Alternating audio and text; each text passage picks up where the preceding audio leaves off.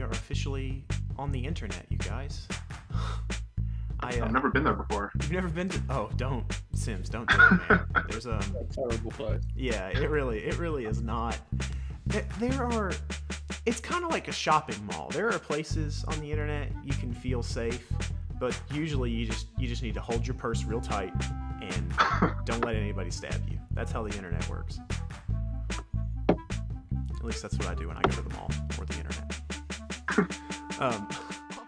Howdy, y'all, and welcome to the Stay Creative Podcast, a show I started to share some great independent music and get to know the artists who make it.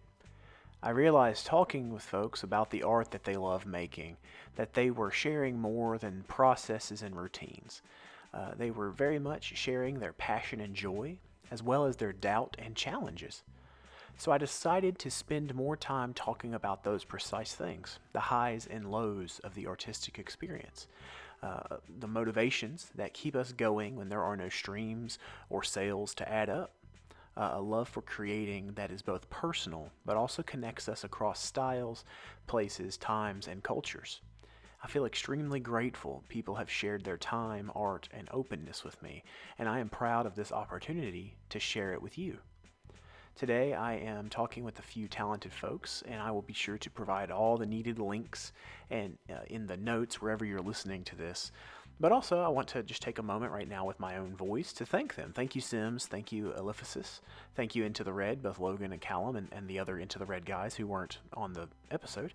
And thank you, Bearlay. You guys trusted me with your time, and I am not taking that lightly. I'm very grateful for your time, and I'm grateful for the art you are putting into the world. And if you're listening to this, I'm grateful for your time. I'm grateful for whatever creations you are putting yourself on the line to show the world. I'm proud of you, and I am excited to share more things with you and have you share more things with me.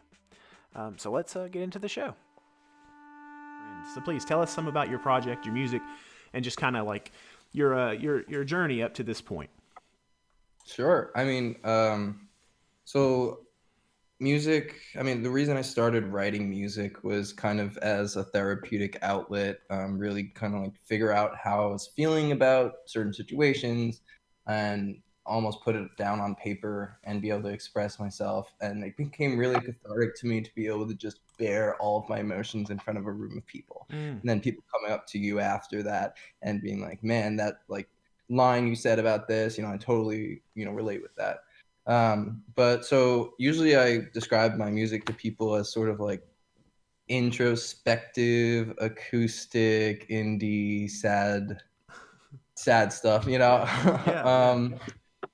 It's actually funny because I'm recently moved to go to school at the University of South Carolina a few years ago in South Carolina, Columbia, and it's been kind of influenced by that scene, in a sort of, I guess some country is sneaking its way in there.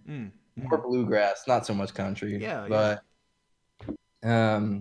so do you want me to talk about kind of some of like the problems I faced right now, or are we getting to that later? We'll get into that in a moment. I'm going to let everybody kind of take a moment to introduce themselves first, just because Okay, I cool. feel like knowing a little bit more about the music you make and how you got started doing so.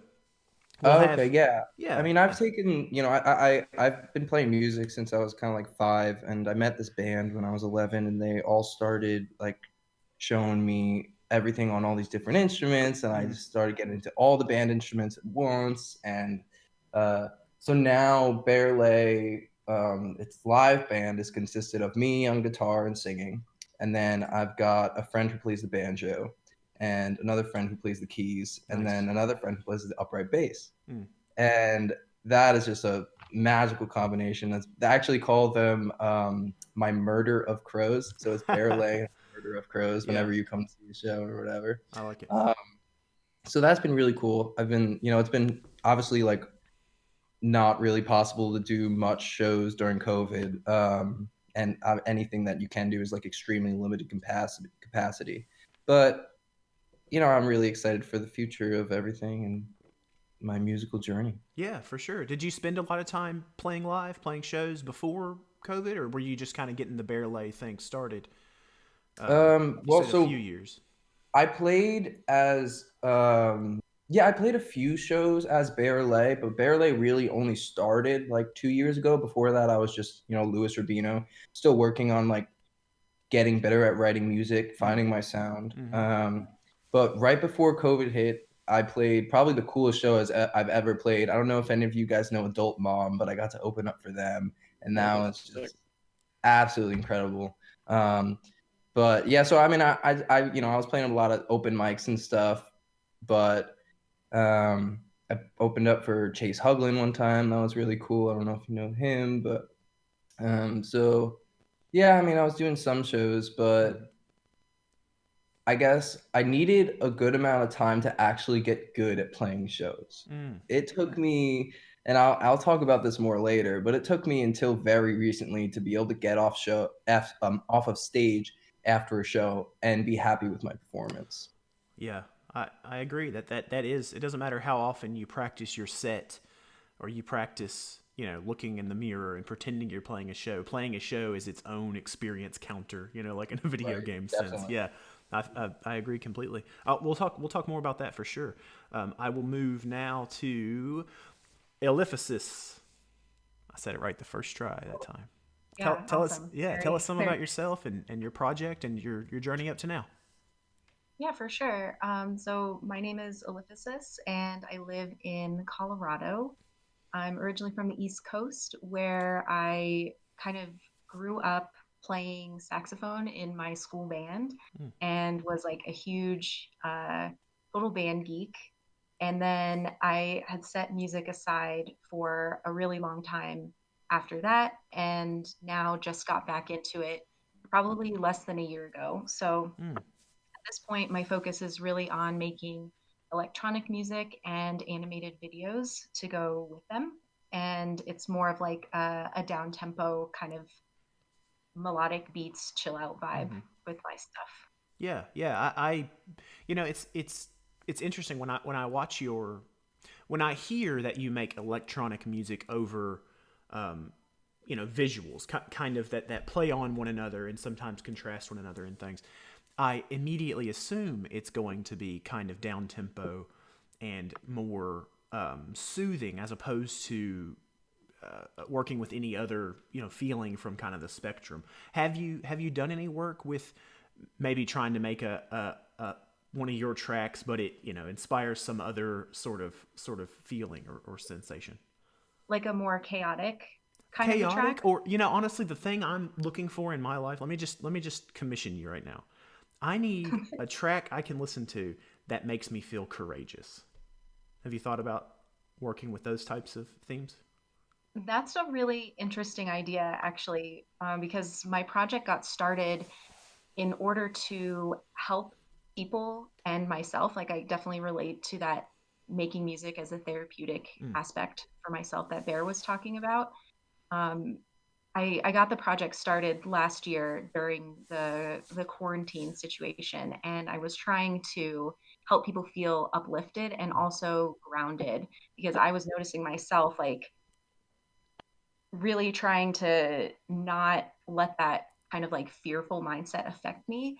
And that's where I was just trying to help like soothe and just like everybody can relax and help. Yeah.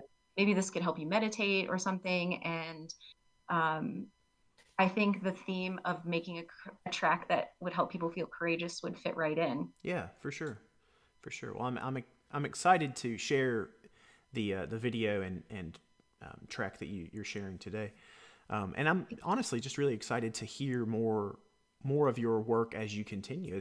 I had no idea that you had this musical background and you took kind of a long break, and it's only been kind of recent that you've been into this. It seems like something that you've crafted over a long period of time and passionately. I really enjoy it. Thank you. Yeah, I feel like all different aspects of creativity kind of feed into each other. Mm. So, like with my musical background, I probably have played for 10 years and then took maybe like a 10 to 15-year break on that. And in that break time, I was working on like video and visuals, animation, video editing, illustration. Yeah, yeah. So I have kind of like almost equal chunks of working on the music and the video, and now it just feels like everything's coming together, everything's influencing each other, and I don't really know where it's going to go, but I'm also excited to see what happens. Yeah, for sure. Awesome. Well, I want to move on to I'm just gonna call y'all the boys, them red boys, into the red boys, into the red. Callum, I'm sorry, and Logan. Tell us. Honestly, I almost called you Caleb at the beginning because I almost never use your real name. You're just into the red to me. Call him CJ. CJ, yeah.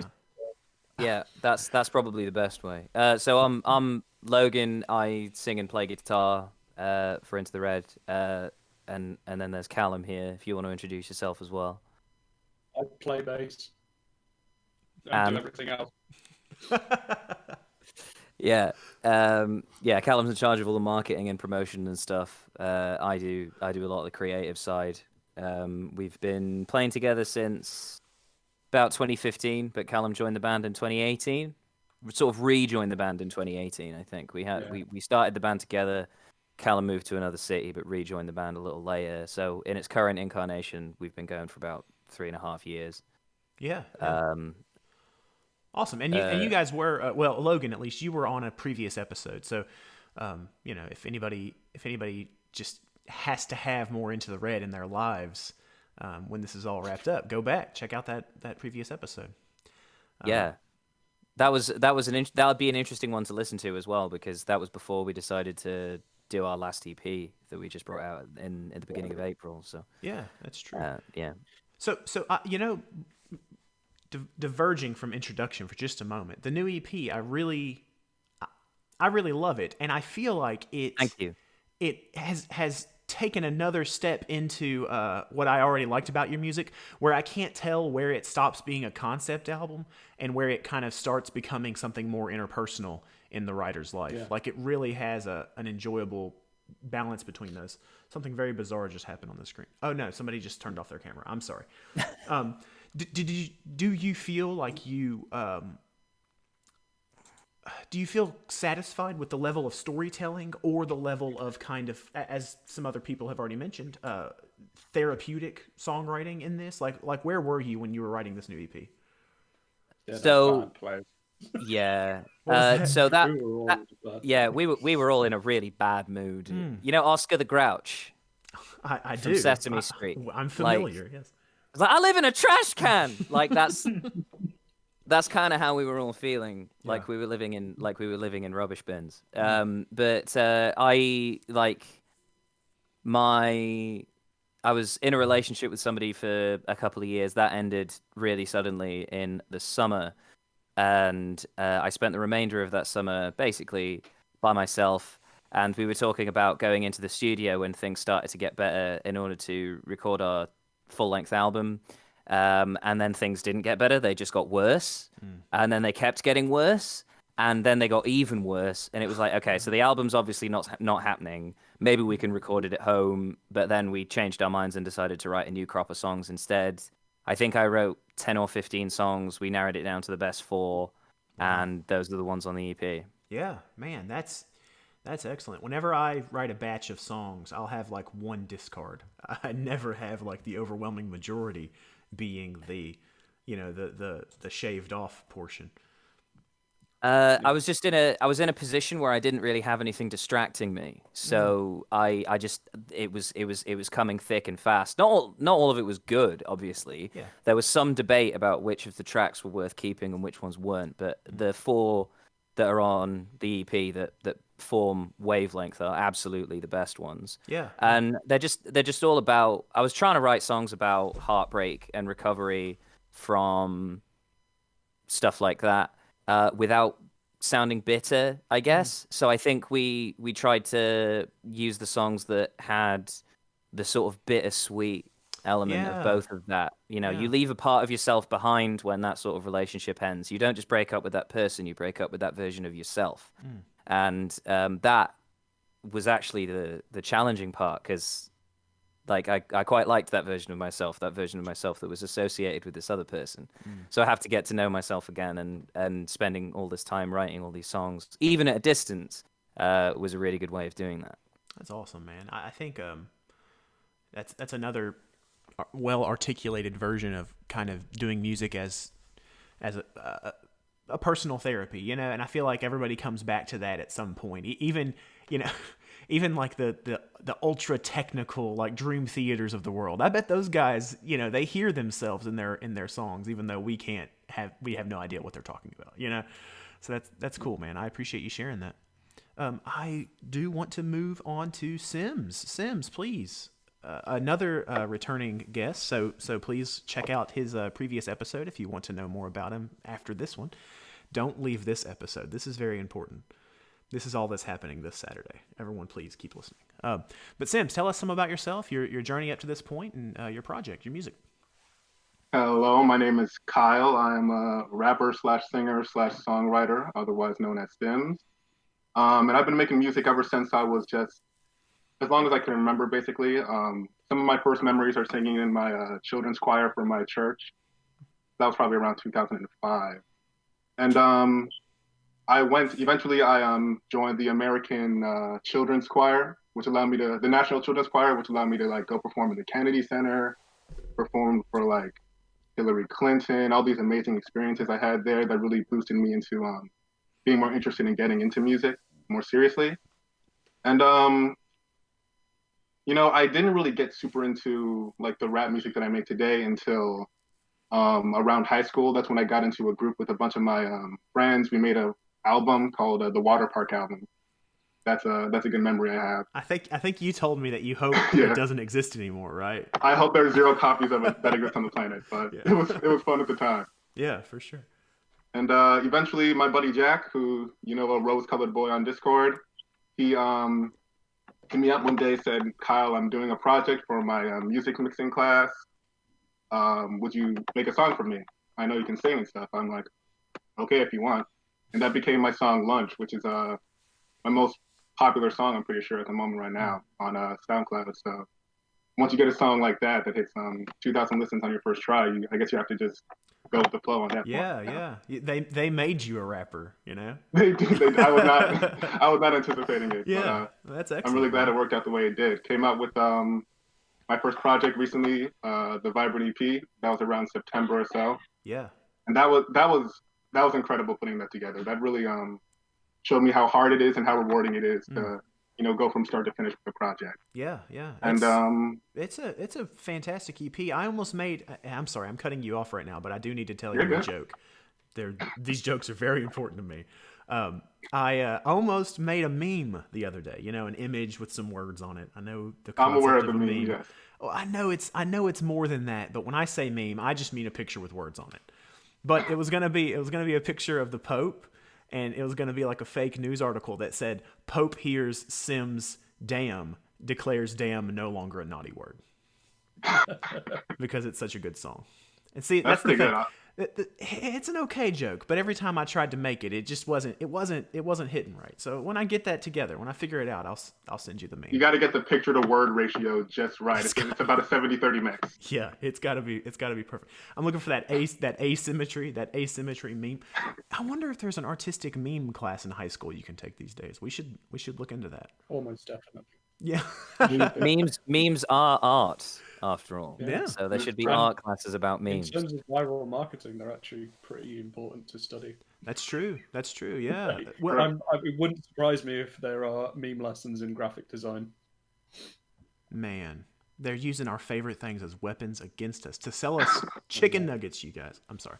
I'm not actually I do like chicken nuggets. Yeah. Sims, I'm sorry. I've cut you off for entirely too long now. Please continue what you were saying. I lost my train of thought now. Oh no! My project, the Vibrant EP, we just released that in September. It's gone amazing so far. And currently we're working on my new project, Yes, I Am a Mess, which is I had to postpone it for a while recording because I had coronavirus and I basically couldn't sing for about a month. About 2 weeks ago. So. Oh my gosh! Yeah. But I'm back now. We're almost done recording, and hopefully we'll have that done by the end of the month. I Well, hope. awesome, man. I didn't know you caught the virus. I'm sorry to hear that. You feeling Yeah, well, all the way back yeah, now? Or? I'm 100% nowadays. Awesome. Good to hear. Well, yeah, man. I'd like to listen to the first track we're going to be listening to together today, which is "Waves Crashing Against Me." There's a subtitle. Is that what you call it with the parentheses? There's a subtitle. Yeah. Yeah, "Deepest Shade of Blue," which I love things with two names like that. And it's off the Into the Red's new EP. I think actually, is it the title? Why don't you guys tell me where this song fits into the grand scheme of things? Take it away, Logan. Yeah. It's the concluding track. It's also the first track we wrote for the EP. It's not necessarily the namesake. We came up with the name Wavelength much later, which was just because our first EP was called Frequency. So the follow-up was called Wavelength, and then we have a third concept in mind for Velocity. Nice. But that's a little bit of a ways off. It was the first song that I wrote for it, and is therefore kind of, I think, the reason it's at the end is because it summarizes everything that came before and this caps is it all off. this is the the edited radio. version. Yeah, Yeah. this is the radio edit version. Because there's 2.5 minutes of ambient noise in the full version, which you can go stream if you like this one. Yeah, absolutely. That's awesome. I appreciate the attention to detail on that. There are some people who will never listen to a song again if it's got 2.5 minutes of ambient noise. I'm looking at the Mars Volta right now when I say that because I wish I could get an edited version of one of their albums without all the weird noise. Anyway, let's listen to this. Let's listen to this track, you guys. I'm going to mute my microphone so that you can't hear me nodding my head along.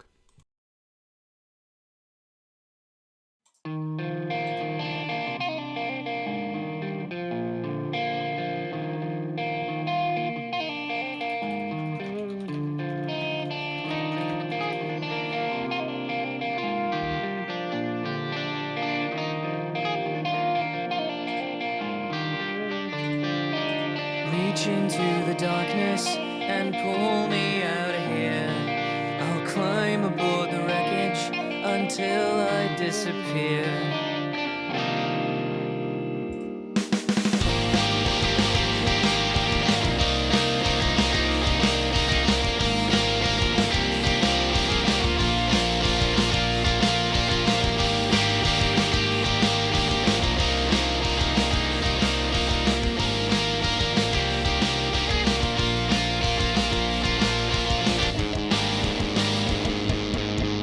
Shouted to the captain, I called his rank and name. He asked me how I came to be on board.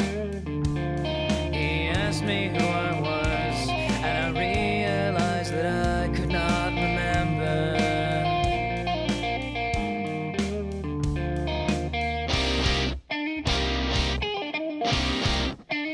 I have the clearest view of nothing but the ocean.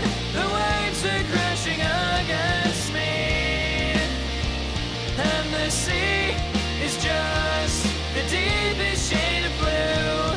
The waves are crashing against me.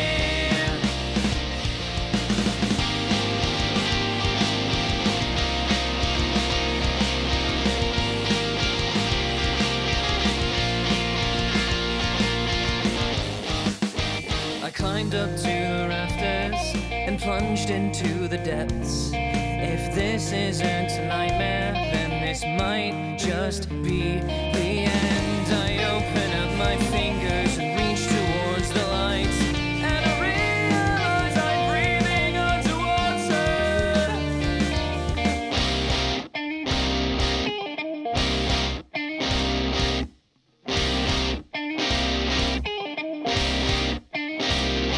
Come up and be open.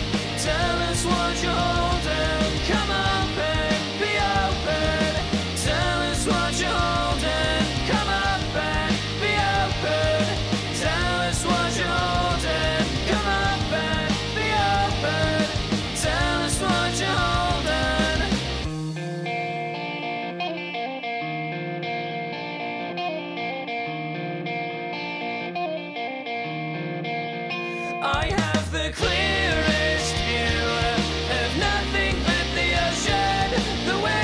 crashing against me. And the sea is just the deepest shade of blue. The waves are crashing against me.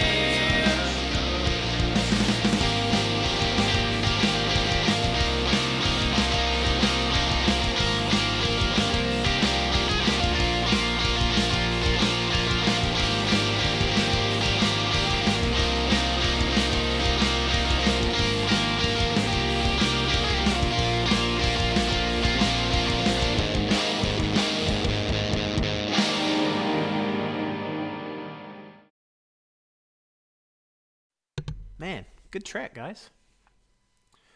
I hope. Thank you. Yeah, yeah. I hope I'm sorry if the delay on the actual music has you still like at the end of the song, and I'm already talking.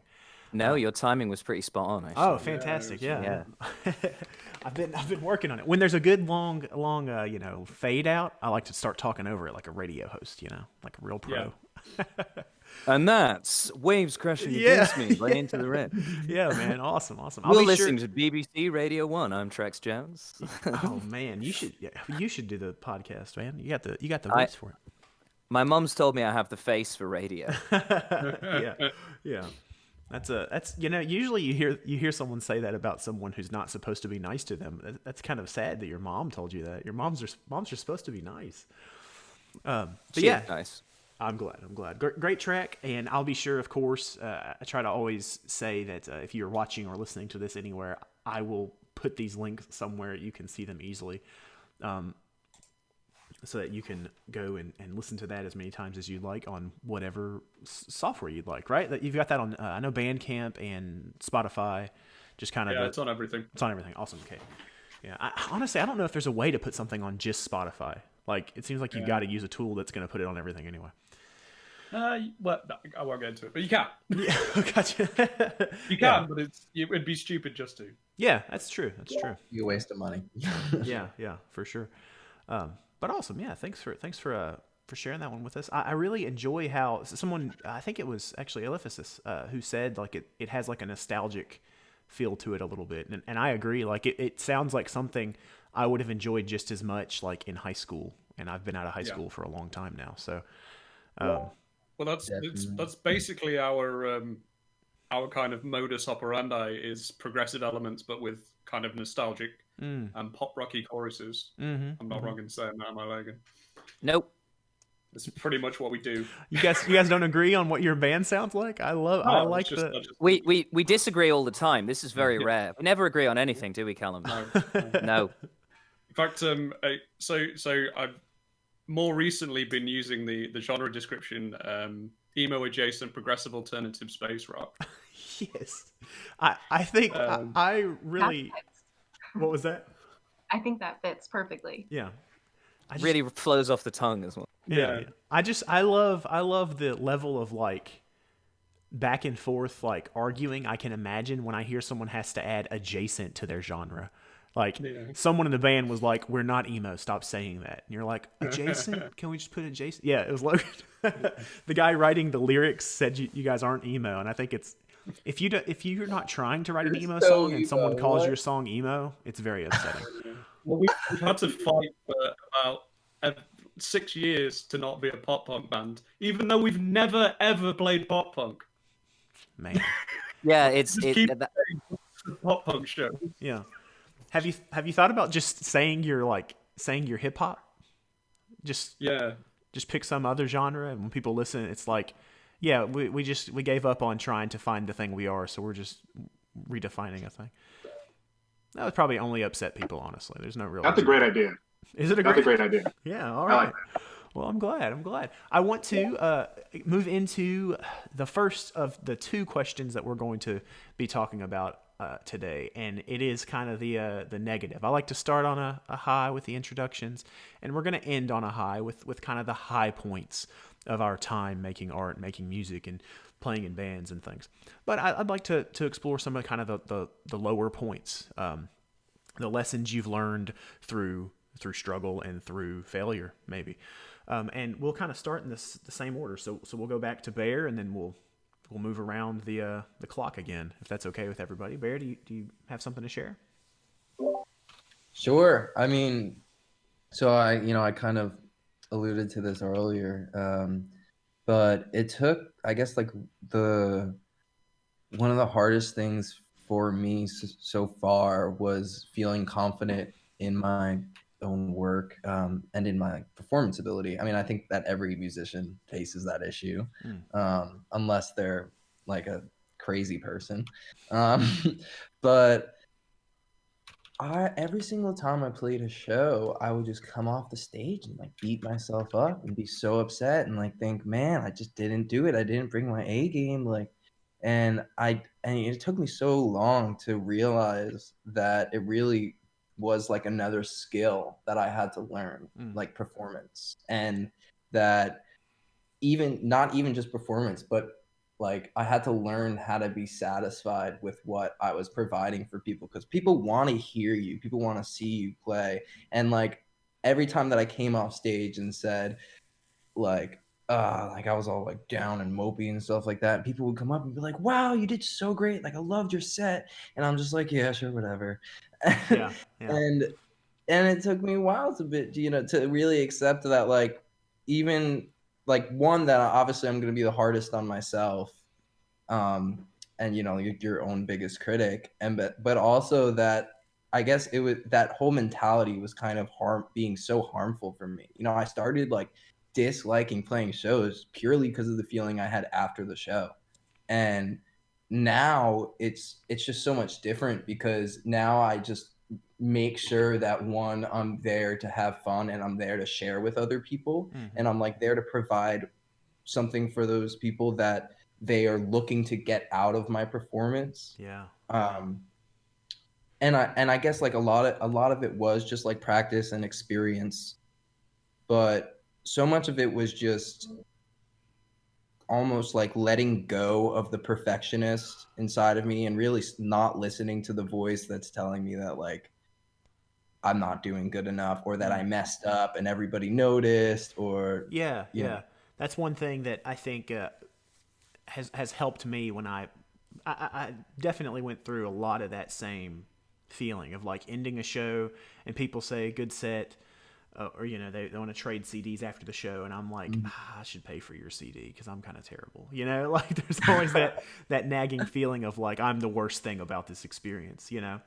And I think one thing that really helped me move on from that was somebody basically explains something to the effect of, when you make a mistake, just kind of like just move past it. Don't let it stop you. So have there been obviously practice, experience, mindset, those things are very important, but have there been any other sort of like stepping stones or practical things you've picked up and learned in that time practicing and gaining experience that has helped you be more, I guess, satisfied in your live performing? Well, I guess one thing is it certainly helps to have a band behind you. You feel a lot more confident, and then people also like enjoy you much more. But also, I mean, I really do feel like a lot of it was like mindset.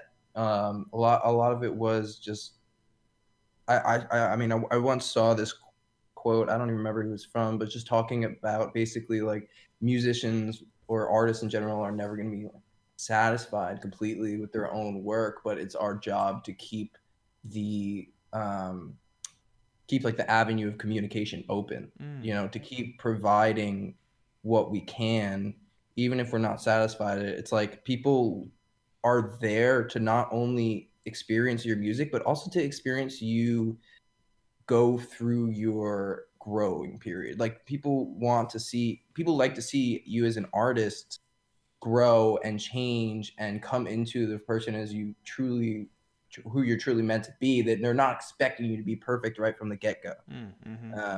And honestly, on a more practical sense, a lot of it was just practicing singing live. I mean, singing live is so different than singing in the studio or singing at a band practice.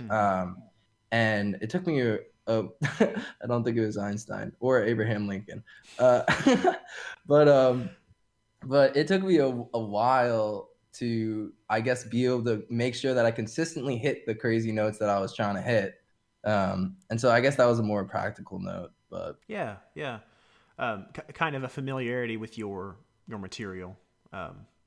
yeah, makes I mean, sense, it's because like even I was just like, oh, I wrote these songs, like, and I play them like once a week. I'll be fine. No, yeah. you gotta know that stuff like so deeply ingrained in you, you know, so that like you could really at the end of the day have way more fun with it too. Because like now that I have such a deeper understanding and like of my songs and how I need to use my voice to do like to make the sounds that I want to do, now I can also incorporate some like improvisation into it. Yeah, which is for sure. really fun. Yeah. Like making the songs a little bit different when I play them live. Yeah, absolutely. And also, I want to come back to what that maybe Einstein, maybe Abraham Lincoln quote you mentioned about keeping those lines of communication. Yeah, definitely not. But it's okay. It's okay.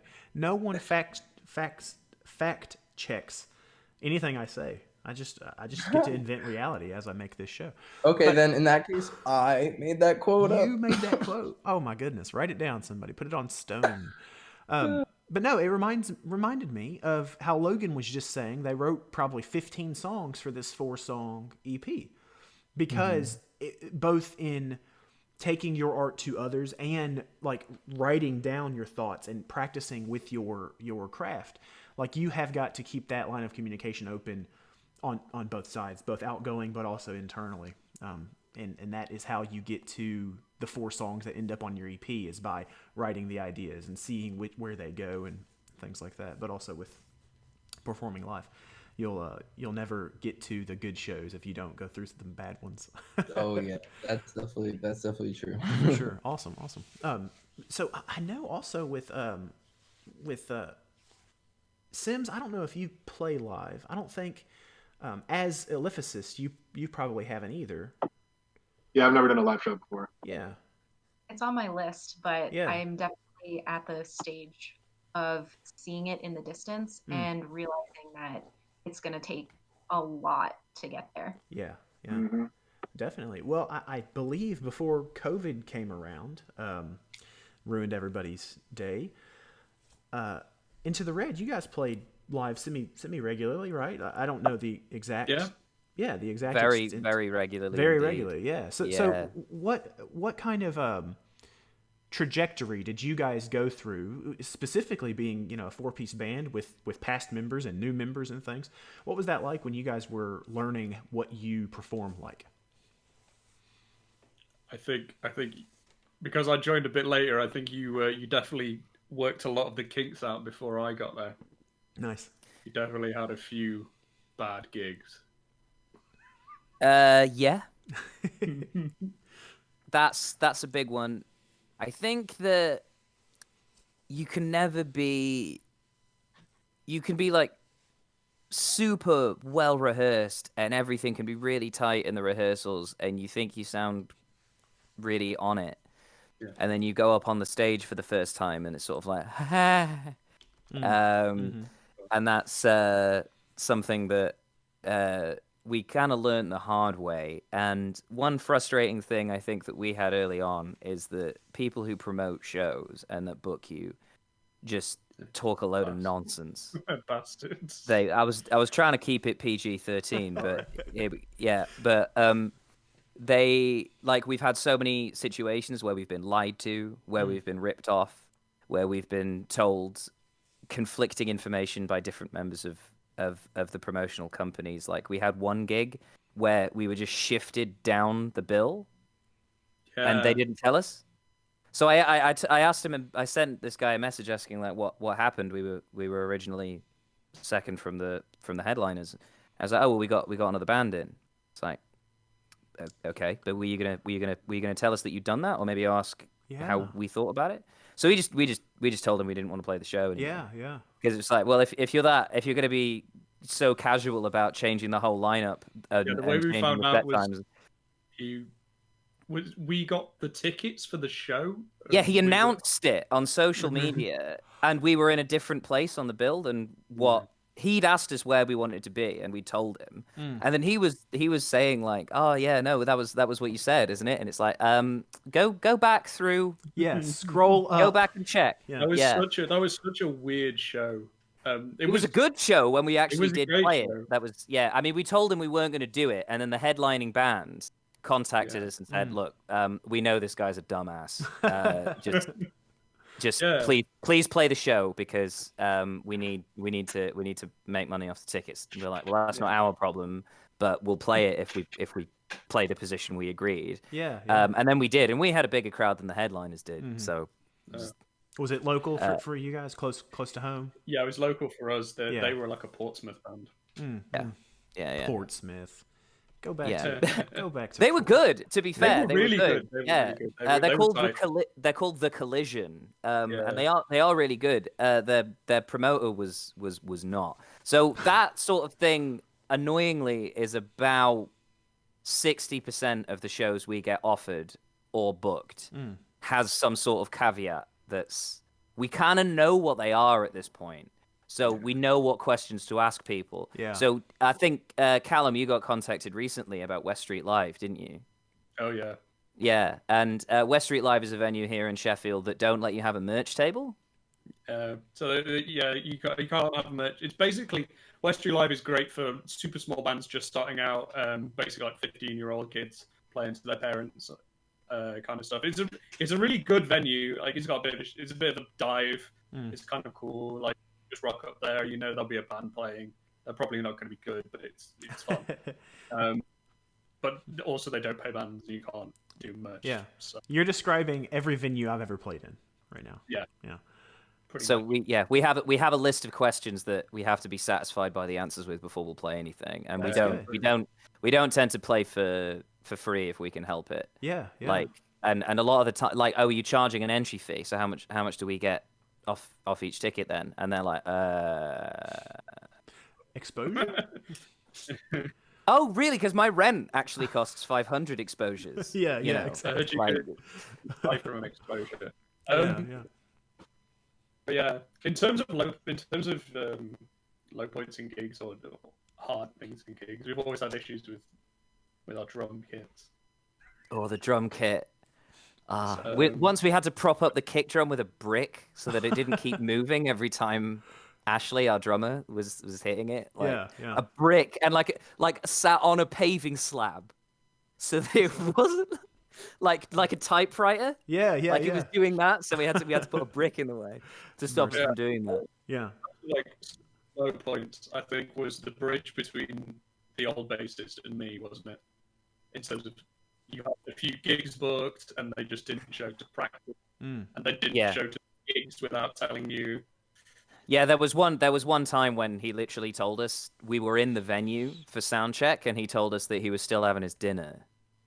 So it was like, okay, well, why don't you just not bother? Yeah, seriously. We'll play the show. I mean, I bought an Octaver pedal for my board just to play the bass interludes because I stopped relying on him to do it, and he sort of gave us a notice period that he was going to leave the band, and I didn't bother letting him do it. I just told him where he could shove it. And, and we were a 3-piece for a little while, and Callum joined in 2018. Nice, yeah.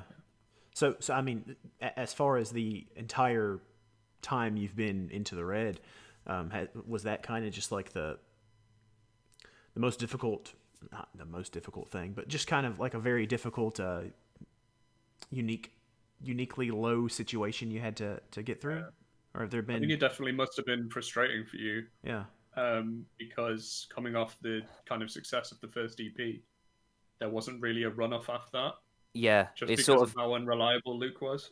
Yeah, we got into, we got a lot of traction, and we gained a lot of ground as a result of that, and I'm really grateful for Luke's contributions to that. And he did write some of the music, and he performed all of his tracks, and he did join us on those supporting shows when we were promoting it and everything like that. But it was clear that he wasn't super interested in being in the band anymore, and I think we all probably could have handled it a little better. And we're all cool with him now. Yeah. But at the time, it was a little bit.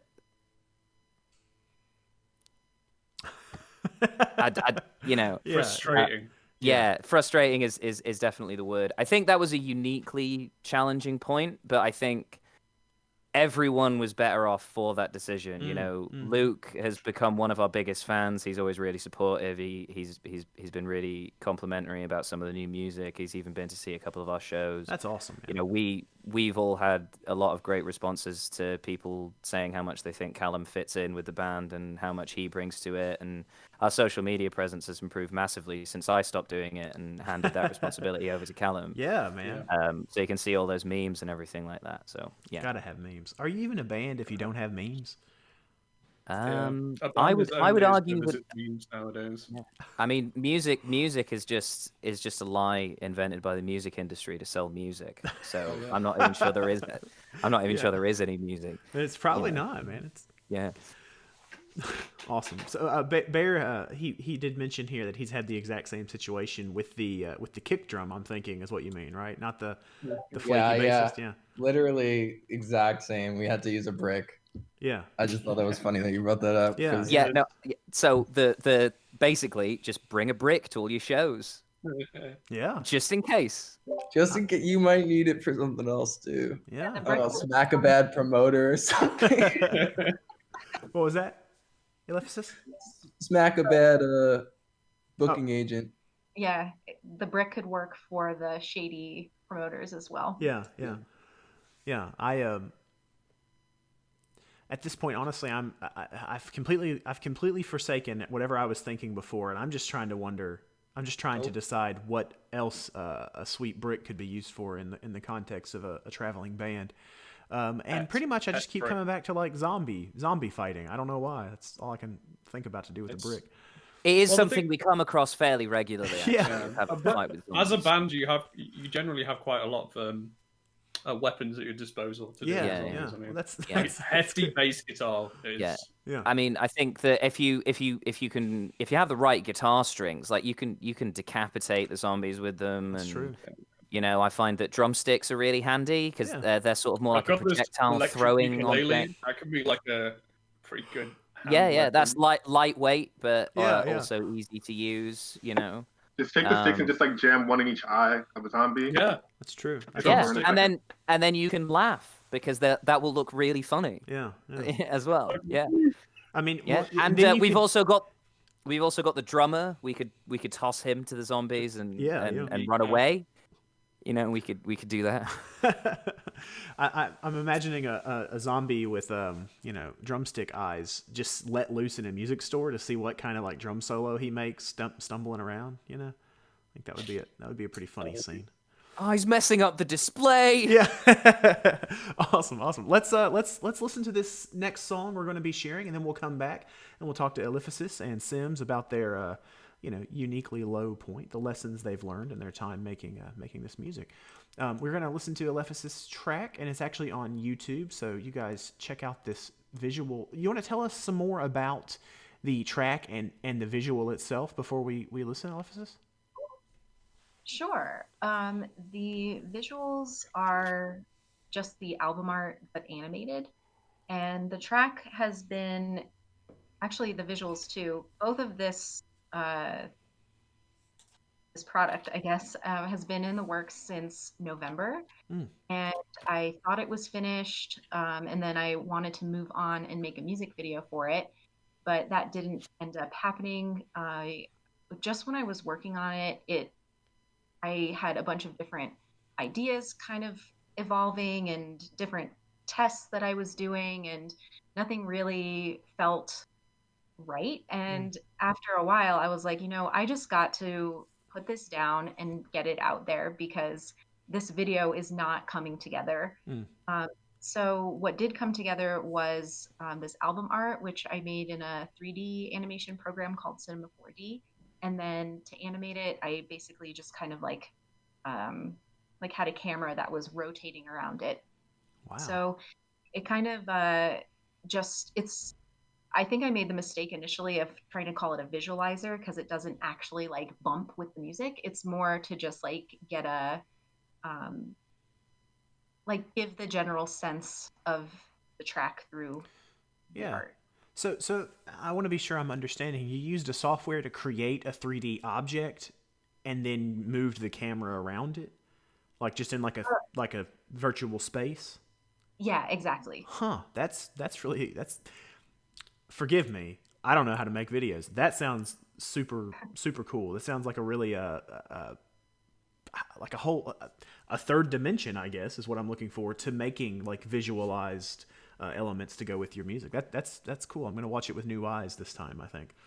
Ah, thanks. Yeah. Yeah, and I'm trying to make a process video for that one as Nice. well. So kind of go into the project file. I'm not really a 3D person, so I'm sure I'll get a bunch of comments from 3D people telling me like, "Oh, you should have done it this way" or whatever. But it was a fun experiment for sure. Yeah, yeah. It's funny how a person can say you should have blah blah blah, or maybe you could try blah blah blah, and they're saying the same thing, but it's like completely different attitudes behind it. You know, like so often feedback feels insulting, and it doesn't have to. Like you can share the things you know with people.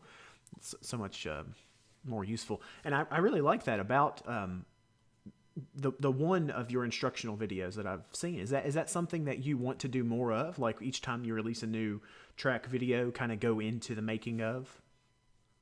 Yeah, I think so. Whenever it feels right and whenever people are interested in it too. I'm not really planning on making step-by-step tutorials, but I think once something is finished, then I think it is, I mean, that's something I'm interested in watching from other artists too, like project breakdowns, learning about their approach and stuff. So that's definitely something I could see doing more of in the future. Yeah, that's awesome. I look forward to seeing more of those, and eventually upping my video game to include some of the things I'm learning from seeing what you've made. You're fast on the rise. I appreciate it. So let's listen to this, you guys. I will mute my microphone and get this going.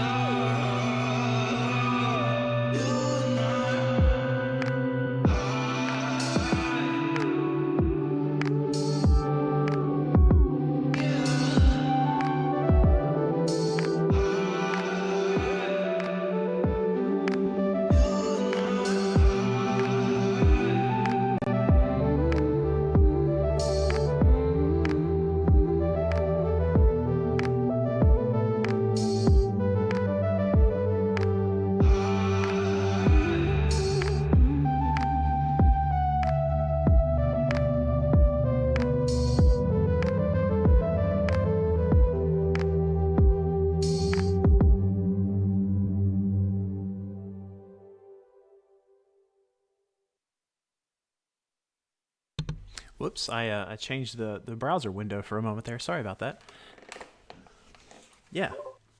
No worries. Excellent use of just audio-wise. Excellent use of like 3D space, like the way the drums were almost circling. They felt like they were circling in addition to the video circling in a really interesting way. And I love when I can visualize the room where the music is happening. Like you can get that a lot with like older like live jazz albums and stuff. Like you can hear the drummers over here, you know, and the saxophones over here. You know what I mean? I love that use of space.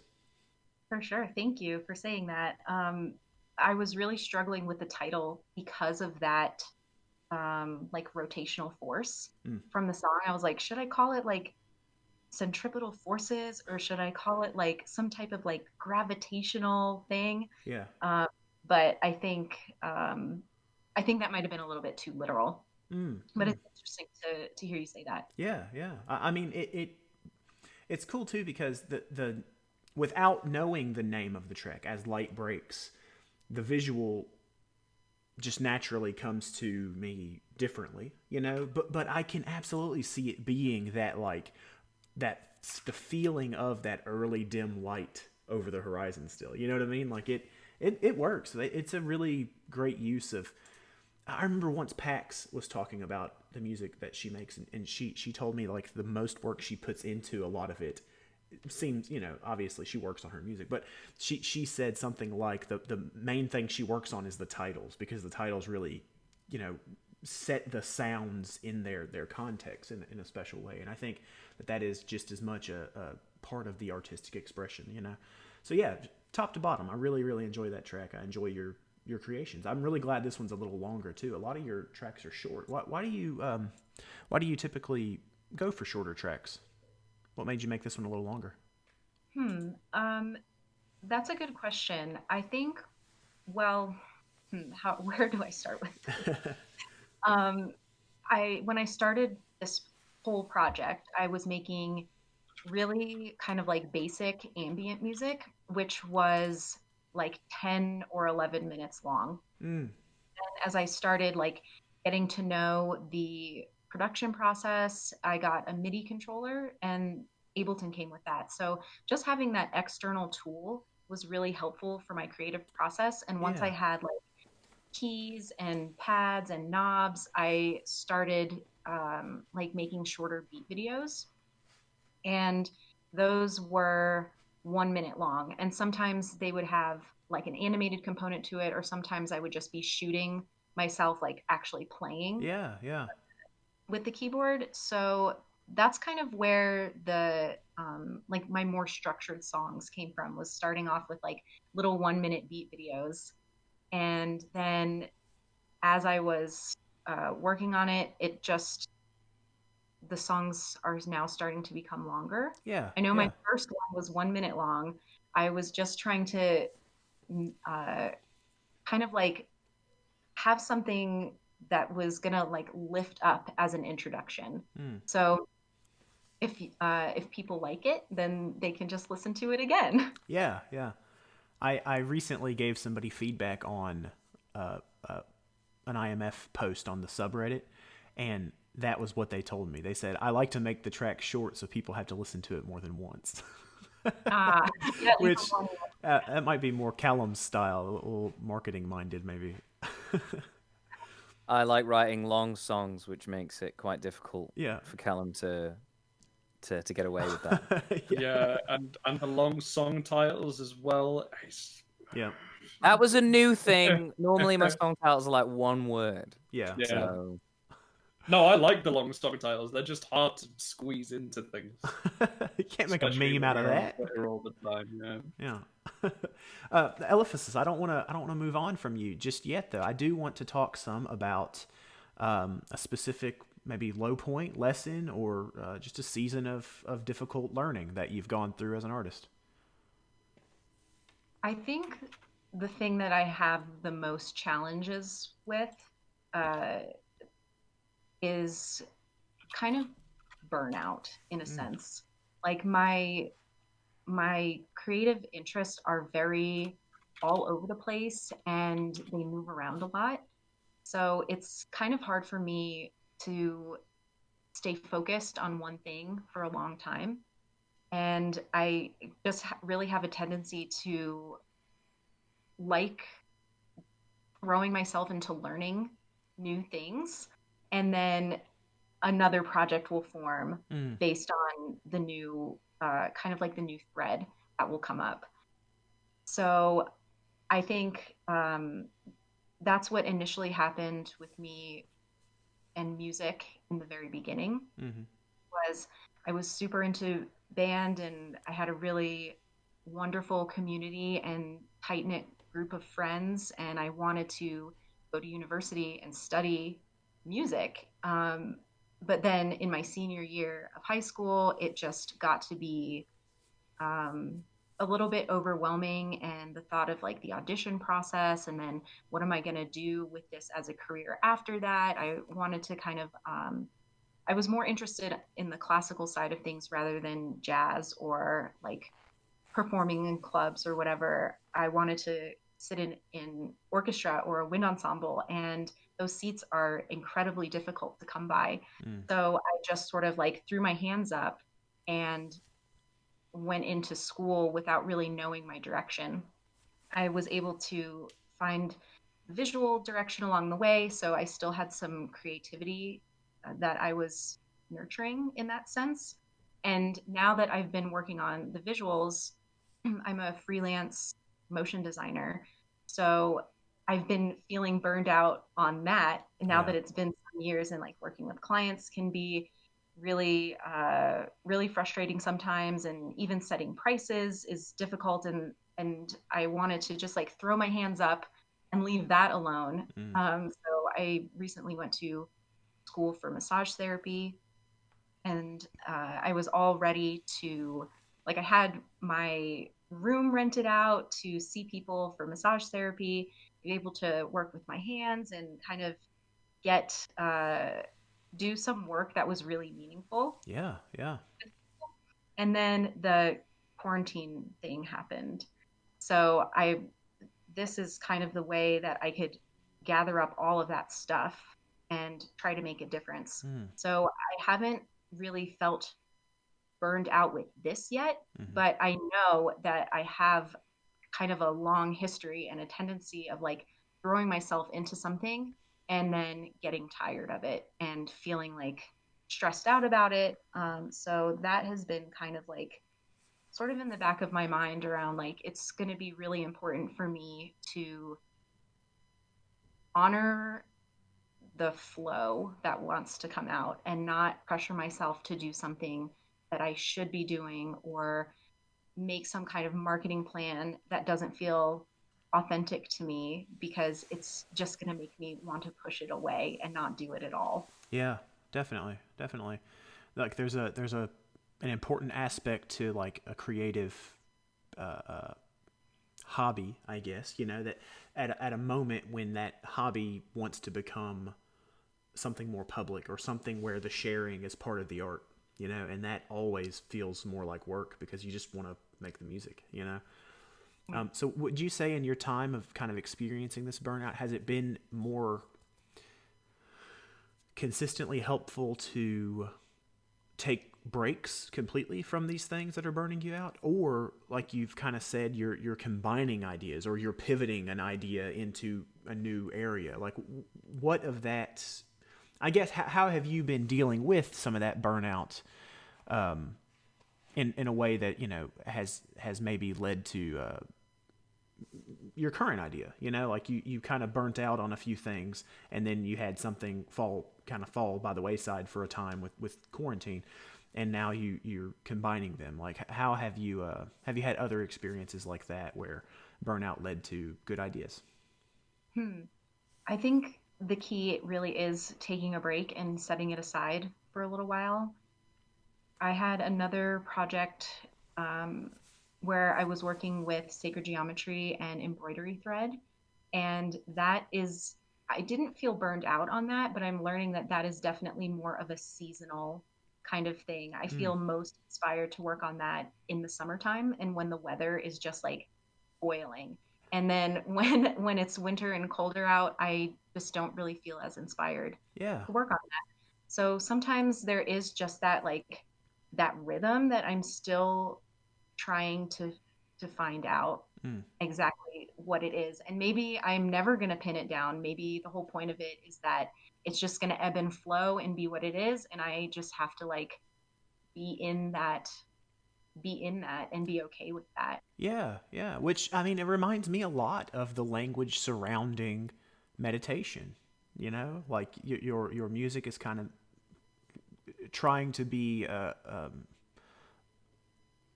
helpful to people in more of a, like a meditative state at times. But also, like the thing you learn in meditation is to like not grab a hold of your ideas, you know, and let them pass as they're going to pass. Let them come and let them go. You know, you are not those ideas. You are not those feelings. You are a thing that is not moving with them. So I think that's really cool that your approach is the only kind of approach that could produce your work, because it is kind of synonymous with it. I think that's really cool. I like that. Thank you. Yeah, it's the non-attachment idea is very much something that I need to try and work on with this. Yeah. It's like kind of a spiral. I feel like I'm always going to be doing something, and I'm also kind of curious to see what comes up if I feel the need to step away from this project for a little while at some point, like in the future. Yeah, I think it seems like you, Bear was talking, like performing live is a thing you have to practice on its own. And I think you have explained right now that you've got some practice with taking breaks and you've got some practice with pivoting. And I think, you know, you're only going to get better at it and more yourself with it as you continue doing it. So that's cool. I'm really glad to hear that. I want to, obviously, if anybody has anything they'd like to say to anyone else, you guys are free to do that. I know I seem to do all the responding and talking, and that's not by design. I'm just trying to make sure someone is talking back to everyone at any given time. So if you guys have anything you'd like to say to one another based on what's been said already, please don't let me stop you. I just two things real quick. Eliphosys, really like the song. Really cool vibe. I really like down tempo and like, I don't know if binaural is the right word to describe kind of the vibe you're going for, but that kind of music I find really captivating. And also your point about just taking a break, I think I definitely found it really difficult to admit to myself that, one, I need to stop, and two, that it's actually really helpful. And I'm in a period now where I'm not doing any writing, like, at all. I'm being creative in other areas though, and sometimes you give yourself a break and you work on something else for a little while, and that is really, really handy. Like, just focusing your mind on something else that when you come back to it, you've got all of this new energy because you haven't been spending the creative energy in the place that you were spending it. So it's new and fresh again. And I think, I've definitely found that helpful as well. Yeah. Someday I'm gonna. Oh, I'm sorry. Go ahead. Oh, I was just going to say, like, thank you. And that's really awesome to hear that somebody else has that approach too. Like, I'm not alone in that, like different threads kind of come together from different places and influence other projects with like that fresh renewal. Yeah, that's really cool. Definitely. I like to bring up kind of the idea that, like, when a fruit tree produces an apple, the apple is not only an apple. Like, it's also the dirt, it's also the roots, it's also the bark, it's also the rain. You know, that all added up to that. And the same with creating things. Like, the rest is as much the action. You know, the rest is a contributing factor. It's not taking a break from creating. It is a needful resource used in the creating. And Flora Lynn actually has a comment that I'd like to read. She also feels more motivated in some seasons and moments. And she thinks taking a break and observing is definitely as important as the moments when you're creating. And I think that, you know, the same with that. Like, you've got to pull from experiences. You've got to pull from things that have made you appreciate the beauty of reality in order to create something beautiful and real, you know? Thanks for sharing that, Flora Lynn. And thanks for sharing that, Logan and Eliphosys. But Yeah, I really like that apple tree metaphor with that. It's like it's the dirt too, and it's the roots too. yeah, It is really reminding me of the like the natural seasons of the earth and like kind of that death and rebirth and recycling of the yeah, nutrients. Like it couldn't just be all blooming all the time. That's a yes. really good reminder. Thank you. Yeah, absolutely. I'm super glad to. I'm really glad it resonates with you, you know? And that's the thing. If we if we accused every apple tree of being useless and dead and rotten because it's winter, then we wouldn't have a needed respect for that naturally occurring thing, you know, to in order to bring its best self out. That's the same with our own art and with our own relationships and our lives, you know. So yeah, I'm glad. I'm not gonna keep re-saying it because you liked it, though. I realize I'm starting to do that now. Sorry. Sims, I do not want to leave you out, friend. We have not talked about your lesson, your low season, your time of growth. Let's talk about that, friend. Well, probably the situation that was like the lowest for me personally was when I was like kicked out of my mom's house in December of 2019. So I had pretty much nowhere else to go. And I eventually ended up moving in with the parents of one of my good friends. And you know, when you're in a situation like that where it's all uncertainty and you don't know what you're gonna eat the next day, um, it really lets you self-reflect. And I guess I just put all my focus into music at that point because I was like, when I have all these negative emotions, I just want to put them out in a way. I always like flipping my negative emotions into something that can have a positive effect for me, Mm-hmm. like later down the line in a song. So like that's how I came up with the song "Mama's House," which is about me taking the lessons I learned from being kicked out and applying them to how it helped me become the person I am today. So I don't know, and when people sometimes people message me about that song and they say, you know, thank you for putting that song out.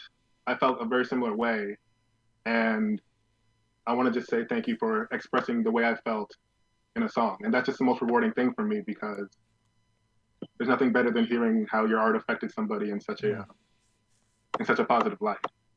I also, oh, I'm sorry, you had Oh, something I to was say? just gonna say, especially when that art finds its roots in a negative experience in your own life. Yeah. You know, for you have turned that coal into a diamond. You know what I mean? Like you Yeah. have been the catalyst for change from that negative time to that positive time in someone else's life. I love that, man. That's really good. But please continue. I'm sorry. And also, I found that when I was trying to get my album finished, my first project, the Vibrant EP, I was just so in my own head and so nitpicking about this and that and this and that. And the truth is that I think Bear was saying something similar. The truth is that at the end of the day, you just don't have to worry about 90% of that stuff. 90% of that stuff is all in your own head. And once you Yeah. realize that, you're going to be a lot happier with the art you're putting together. Mm-hmm. So not to say that you can't be critical of your own work, but they say you're your worst critic for a reason. Is 100% true. Yeah. So I think once you get past that, you're good. It's funny how like it's important that you work on it until you like it, but you're never going to find a place that you like unless you start out by like truly loving it. Like you've got to love what you're creating. You've got to love your own ideas enough to believe you can finish them in a way that's going to make you feel satisfied.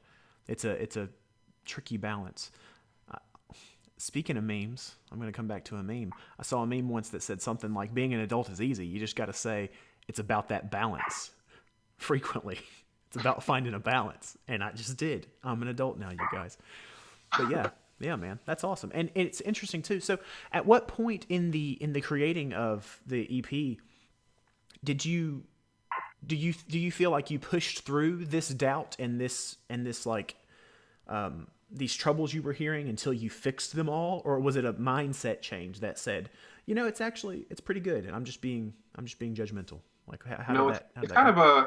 kind of a combination of both because I posted the songs on the internet, and I posted them in the Discord server, and people would tell me, "There's a good song. There's a good song. There's a good song." Yeah. So I keep telling myself, it has to be a good song if enough people are saying it. Yeah. And eventually you just have to reach that point where you're like, it is a good song. I just have to believe in my own ability to produce a song that I enjoy. Yeah. Just to interject, Sims, you kill it every fucking time, man. Every time I hear a Sims track, I'm just like, what? Yeah. It's so good. Yeah. Just on every level. Anyway. It is. It's wild. And you know, we're about to actually listen to the track you're sharing today, Sims. And I told you before we started recording that I'm gonna totally warn people because it's a bit explicit. And not just in like, you know, it uses swear words or whatever, but there are some, you know, I guess sexual references that if you're listening, just a dollop. What's that? Just a dollop. Yeah, just a healthy amount of sexual references that if there's a kid nearby and you're listening to this, I don't know, be prepared to explain what these words mean. But yeah, no, I was gonna say with when this song started. And I'll let you introduce the song. When this song started, I thought, oh man, this is a powerful flow. Only to find out that was the hook, and that was like the singing part of it. And you had not even begun to rap yet. Like it gets going pretty powerfully. Tell me some about the song and like when and where it will be when it is released and whatnot. This song is called Obi Toppin. I gave it that name because that's the name of an NBA player, and I think he has a cool name, so I thought it'd be a cool name for a song. I love it. Yeah. It doesn't really have any themes or anything. It's just a song about having fun and having a good night out. And I feel like I don't have enough songs. Most of my songs are like based around a certain theme or a certain energy, but I just wanted this song to be about having a good time. Yeah. And you know, I bet nobody in the universe knows how to have a good time like an NBA player. You know, they probably have amazing parties. Yeah, or really just any like crazy rich like professional athlete because they're in good shape and they're like, I could drink 1 million beers, it's fine, I'm strong. Plus they walk into a room and they're like 6'8", so you automatically know they're an NBA player. Yeah, everybody gets out of the way. They want to buy you drinks, but you brought your own from home. It gets real complicated real quick. All right, we're gonna listen to this song. Let me mute my microphone.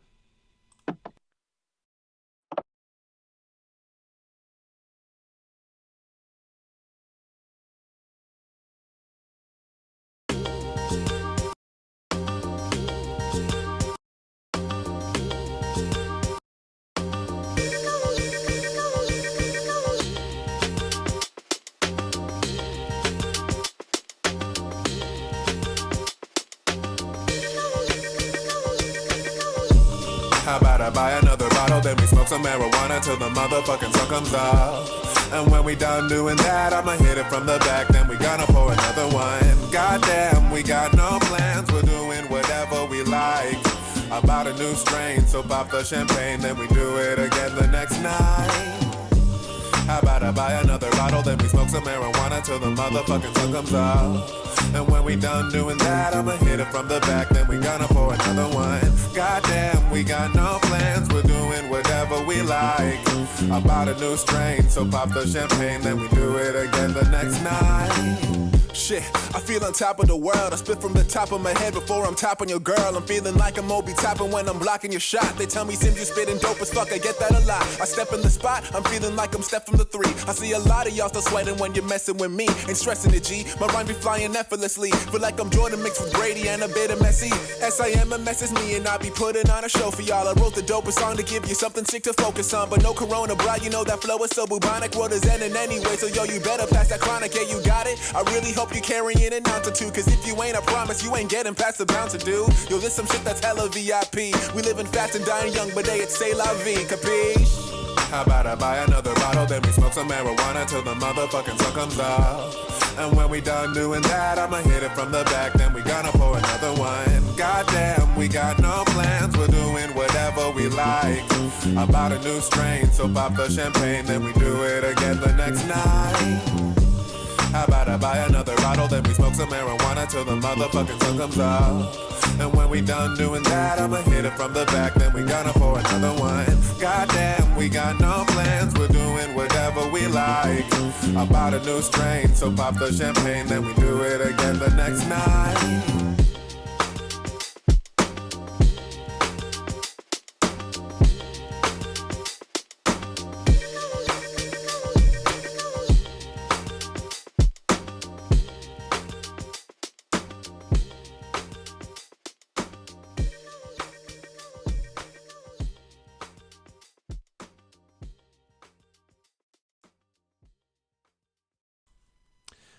Excellent track, sir. Is that song released currently? That song is not released right now. It's going to be part of my new EP, Yes, I Am a Mess. Yeah. New 6-track EP, to be exact. Yeah. And I think I asked you that before, and then I skipped over if you answered or not. I'm sorry. But yeah, the art itself, that Yes, I Am a Mess. Where did you get that? That's a really good piece. I like that. It's actually funny because someone randomly hit me up. They said, I found your song on Reddit. I thought it was awesome. And I just want to say it's a great song. It was my song Lunch. I was like, thank you. I go to check out his Twitter page because he followed me on Twitter. And I see he has a great banner. So I'm like, where'd you get that banner from? He's like, my girlfriend made that banner. I was like, oh, can she make something for me? Yeah. I said yes, and she's the best artist I've ever seen in my life. It's great, man. I love the it's almost like a little like a bunch of Easter eggs. As you're listening to that one track, you're seeing things being referenced, and I have a feeling I haven't heard the other tracks, but I think that motif may continue. But I was actually looking at it on my screen and I realized I was not showing it to anyone. I was just looking at it myself. So, she actually did a much better job of I'm gonna post the reference image that I sent her into the Discord because she did way better than I put out. She's amazing. Awesome. Well, send it if you. Is that something you can do quickly? I'd love to look at I can do it. I can do it right now. Send it right now.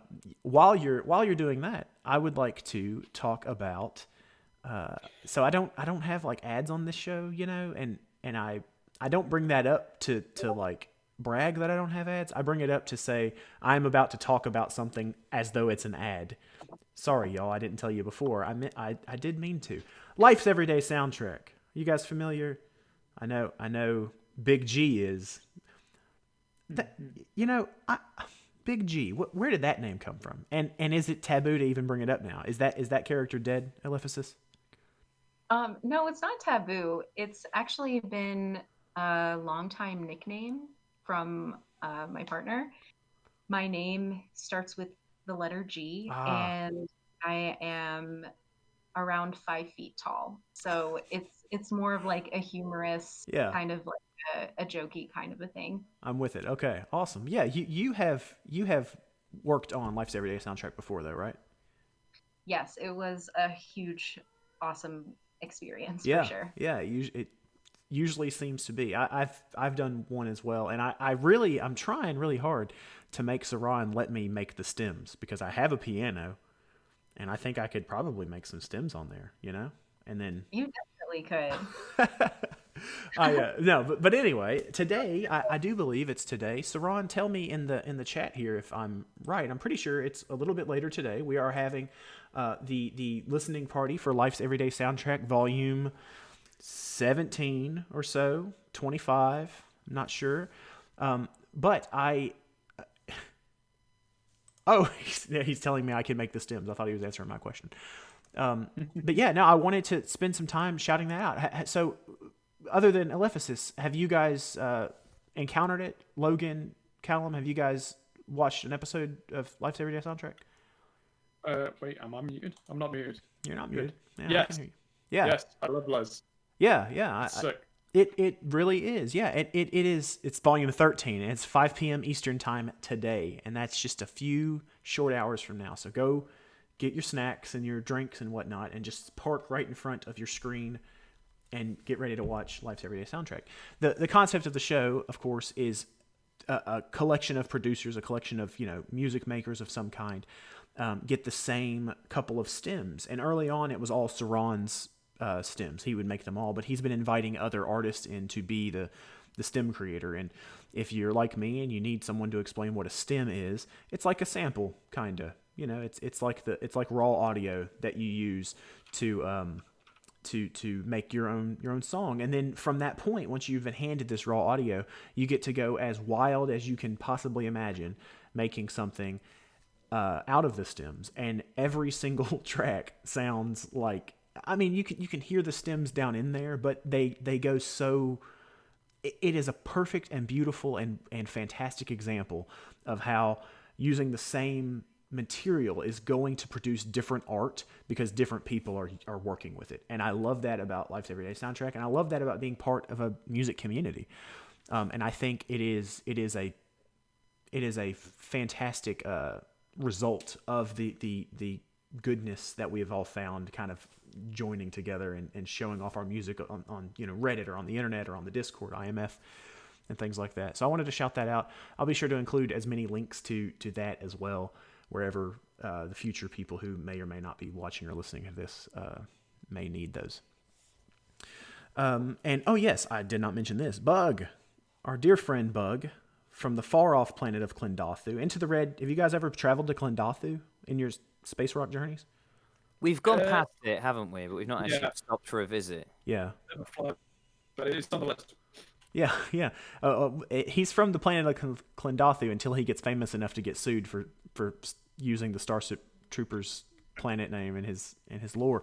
But he did the stems this time, and I have not. I may have heard the stems. I don't remember for sure if someone has shown me like a sample of what they're working on at this point. But I can say with certainty it's going to be fantastic. So again, if you're watching this now, watch that later if you can. Obviously, it's Saturday. There's lots of things to do. But where were we? Oh, we are up to the high points. So we're gonna come out of the lessons, and like I was saying before the show, we're moving on to the blessings, lessons and blessings. We will start with. I feel like I haven't heard Bear speak in a long time, so we're gonna come back to Bear. Bear, please tell me some of just the unforgettable high points from your time making music. Oh, I'm gonna say one real quick. I try to start off these things. Nope, I'm not. Go ahead, Bear. You go first. I didn't think about it before I said I would do it. Well, okay. Man. Now I've got to be so semi on the spot. Well, I'll tell you one thing is it's funny that my low points have been so many times like coming off of stage and beating myself up, but the high points happen at the same time sometimes because I come off stage and when people say, "Man, like I really loved your music, I really connected with you, like I love your voice." Nothing like people gassing you up after a show. I'll tell you that. That's for one thing. I mean, also just being able to open for musicians that I listen to was really cool. Like I mentioned, opening for Adult Mom and Chase Huglin, who are two people that I've listened to for a while. And, releasing music for the first time, like, into the full world and actually like really fully putting myself out there is something that's like really been satisfying. So I guess the high point is kind of my high points is just like is almost like steady and spread out in a way that the most enjoyable part about making music for me so far or about this whole journey has been like the growth itself and the like changes and the people I've been meeting. I've met so many cool people, like so many of my best friends I've connected to because of music, like pretty much all of my like closest friends happens because like we both love music. And, I started like a sort of artistry collective with a few of my music friends. And so we're going to be having shows where we're all playing in each other's bands and stuff like that. And that's really fun. So, I mean, I get, it's hard to say like one exact moment that's been a high point. But I guess it's really just been like even the hard aspects of it and the low aspects of it have been high points in a sense that they've like shaped me into being a better musician. That's awesome. Other than that, I don't know if I have anything else to share. Yeah. Sometimes the what's that? There's like a cliche about like the journey is more important than the destination or whatever, and like being able to recognize that while you're still on the journey is a significant step in the direction of enjoying reality. Because I spent so long like pretty much my whole life, I would say, waiting for the next moment, you know, being like, oh, when I get to this point, I'll be happy. When I move to this city, I'll like be in a place where I belong and I'll be happy. And then like as I would move to those places or get to those points, I would find myself waiting for the next point in the next place. Yeah. Eventually I kind of realized that I would never be satisfied, content, or anything like that if I didn't actually enjoy like the process of being where I am at that moment. Yeah, yeah. Which is, I think, specifically in the context of performing live, or performing with an instrument in your hand. I think for me, whenever I've used like MIDI-based instruments, there's like an ability to quantize that says all I need is like the idea, and then the machine will help me correct. But when I'm playing guitar, it's very easy to also have that mindset of I'm in a hurry to get to the chorus and I'm strumming faster and I'm not realizing that I'm strumming faster. And because I'm strumming faster, I'm kind of ruining the melody of the song. I'm barking, I'm not singing. And because there's this tendency to hurry up and get to a thing as opposed to be in a thing, it's the same thing, it's the same lesson, but like a micro and a macro. Playing music is kind of a living metaphor for living presently, for not looking for the next moment, but enjoying the right. moment. Because I mean, I would do that with songs too. Like song to song, there'd be a song that I didn't feel as strong on, and I would go up and play. And I'm like, all right, I'm just gonna play this song because I have to and get it out of the way. Yeah. And then yeah. and I'm gonna put it somewhere in the set where people won't care because the next song after that is gonna be great. Yeah. But if you treat it like that, then it's like people are gonna have, I don't know, get the opinion that you're not putting effort into everything and that you don't care as much about those other songs. Yeah. But you're gonna get off stage and beat yourself up because you phoned in a song. Yeah, exactly. Yeah, it's a self kind of like an Ouroboros of a problem a little bit. Yeah. Awesome, man. Well, thank you for sharing that. I don't know if you guys panel. I'm gonna just start referring to everyone as the panel. You guys had any experience of that kind of I guess strangely enough that challenge of staying present, and have you found some measure of joy in like a practical realization in that direction? I could definitely agree with you that we play faster on stage. Yeah. I've started using higher tempos when I'm writing just because we're going to be playing it that fast anyway. So I might as well put it in at the. But you're right that it is pretty amazing when you play a show and people have come to see you, and that's who they're there to see, and it's you, and you go up there and you do it, and then they're like, "That was great, I really enjoyed it." That is a really magical feeling. I love performing for a lot of reasons, and that's one of the top. I have to say real quickly, actually a very top moment did just pop into my head. Playing a show, and that just brought it to my memory. Playing a show and the crowd singing it with you. Yeah. I've waited years to be able to do that. I would freak out if that happened to me. Yeah, when that finally happened, like I almost cried on stage. I'm not gonna lie. It was definitely a very fulfilling thing. Yeah, that's awesome, man. So the highlight moment that I shared last episode was that I was playing a show one time and I started this song with kind of a memorizable guitar intro, and I heard my brother, my real life same parents brother, say like kind of in like an excited childish whisper, yes, because I was playing that song. And like that for me is another one of those moments where it's all like, oh man, this is amazing. Nothing can go wrong today, because I feel so, I don't know, so in charge of this artistic experience that this audience is about to have. That's awesome, man. So have you found that often people will sing along with you now, or is that just kind of like a once in a blue moon, a good deal of friends are there? Yeah, it really depends on the audience, because Yeah. I've played shows where like where it's been like packed out with all my friends, and those are typically the people who are like know Yeah. all the lyrics and stuff like That's that. And then awesome. they'll be like, and then I've played shows to rooms full of people that I don't know anybody, and of course there's no way, and they don't know me. And usually that's the shows that like I don't really fit in there, but I just like got on there somehow, because I've played some shows with some people who are just so far removed from like my genre of music.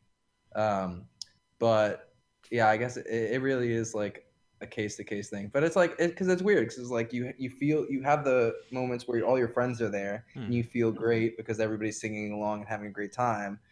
But then there's the other side of playing a show to people who have never heard you before, and I like think.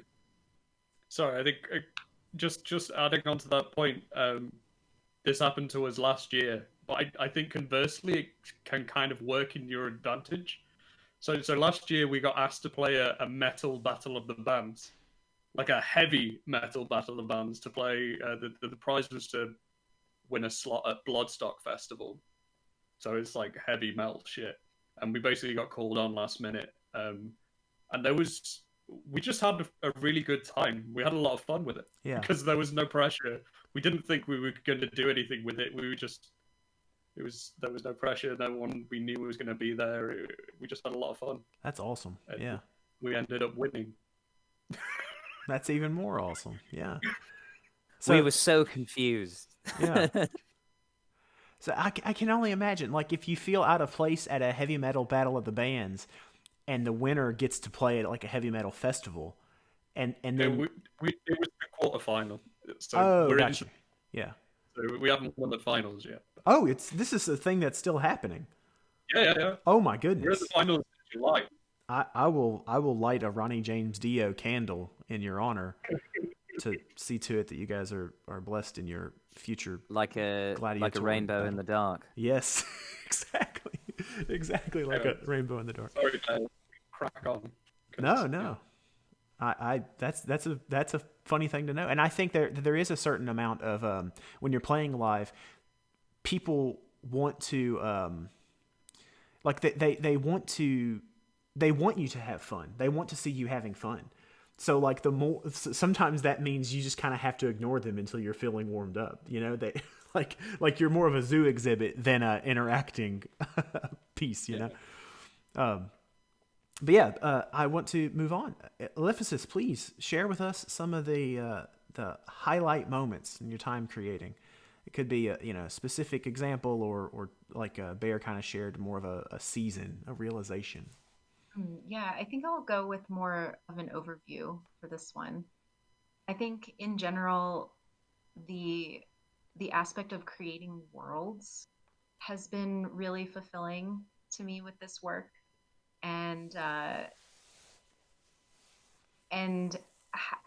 then also after I am like crafting this and putting all of myself into this, then putting it out into the world and like the real world, and then seeing people and getting feedback from people that they can like see themselves in this world and that they can like feel it around them. That has been super rewarding, and it's one of the things that like really helps me keep going too, is like what world is going to come out of this next. And I think like I was kind of meditating on what my rhythm is and what my flow is this past week actually, and I wanted to share one of the insights that came up for me. And hopefully, I mean, it felt very reassuring to me, and hopefully it can give reassurance to anybody who might be doubting themselves or not really feeling confident in their own work. And the like the realization that kind of just like came to me from somewhere else, not to get too woo, But it was like we, as like the collective we, what we can't think of and what we don't know, what we don't imagine is lived through you. So it's kind of like you're the only one who can make the things that you're going to make in the way that you do it. Yeah. So just like keep being the most you that you can be. Yeah, that's fantastic. I mean, there's both like a practical and a spiritual kind of quality to what you're saying. You know, like it is absolute fact that when you pick up an instrument or you write down words, like those are going to be unique to you, you know, like in the most tangible and measurable of ways, but also in the unending timeline of like the individuality of a person being crafted from their experiences. You know, like the universe has only been observed in the way that you observe it one time. So the art you make is an expression of that unique observation. I love that. That's I don't know what you used a term. You don't want to be too woo, like woo. Yeah, like woo, like woo woo. Yeah. Like hippie dippy type. You can't. Yeah, like woo woo is like people say like when you're like acting like a mystic, you know, the mystical stuff. Shoot, I am a mystic, you guys. I'm down. You be mystical as you want around here. I love it. Love it. Lovely. Yeah. Did Bear just realize what kind of show he's on? He's not a fan anymore. I'm glad to be here. I'm glad. I was already glad to be here, but yeah. I'm glad. But yeah, Eliphosys, thank you very much. That's I really enjoy just the quality of your creations. They're very enjoyable without any backstory at all, without knowing who you are, without knowing why you've made it. They're enjoyable. They're quality creations. But then getting to know you more and hearing more of the heart behind it, it really takes on a new dimension. And I really appreciate that about it. Thank you. That means a lot. Thanks. Yeah. And I will move on to Sims. We're going in a wild order this time, you guys. I'm an unpredictable guy. What can I say? Sims, tell me some about the high times. That's not what I meant. That's like a weed magazine. I could tell you about those too. Tell me about the high times, Sim. Take us there. Probably some of the best moments of my career. Honestly, the guy who I sit down and mix everything with, Jack. We were already super close friends before we started working together making music, but working together has really he's one of the most creative people I know. He really is. So I feed off his energy, he feeds off my energy, and we both just come together to make something that neither of us could make on our own. Yeah.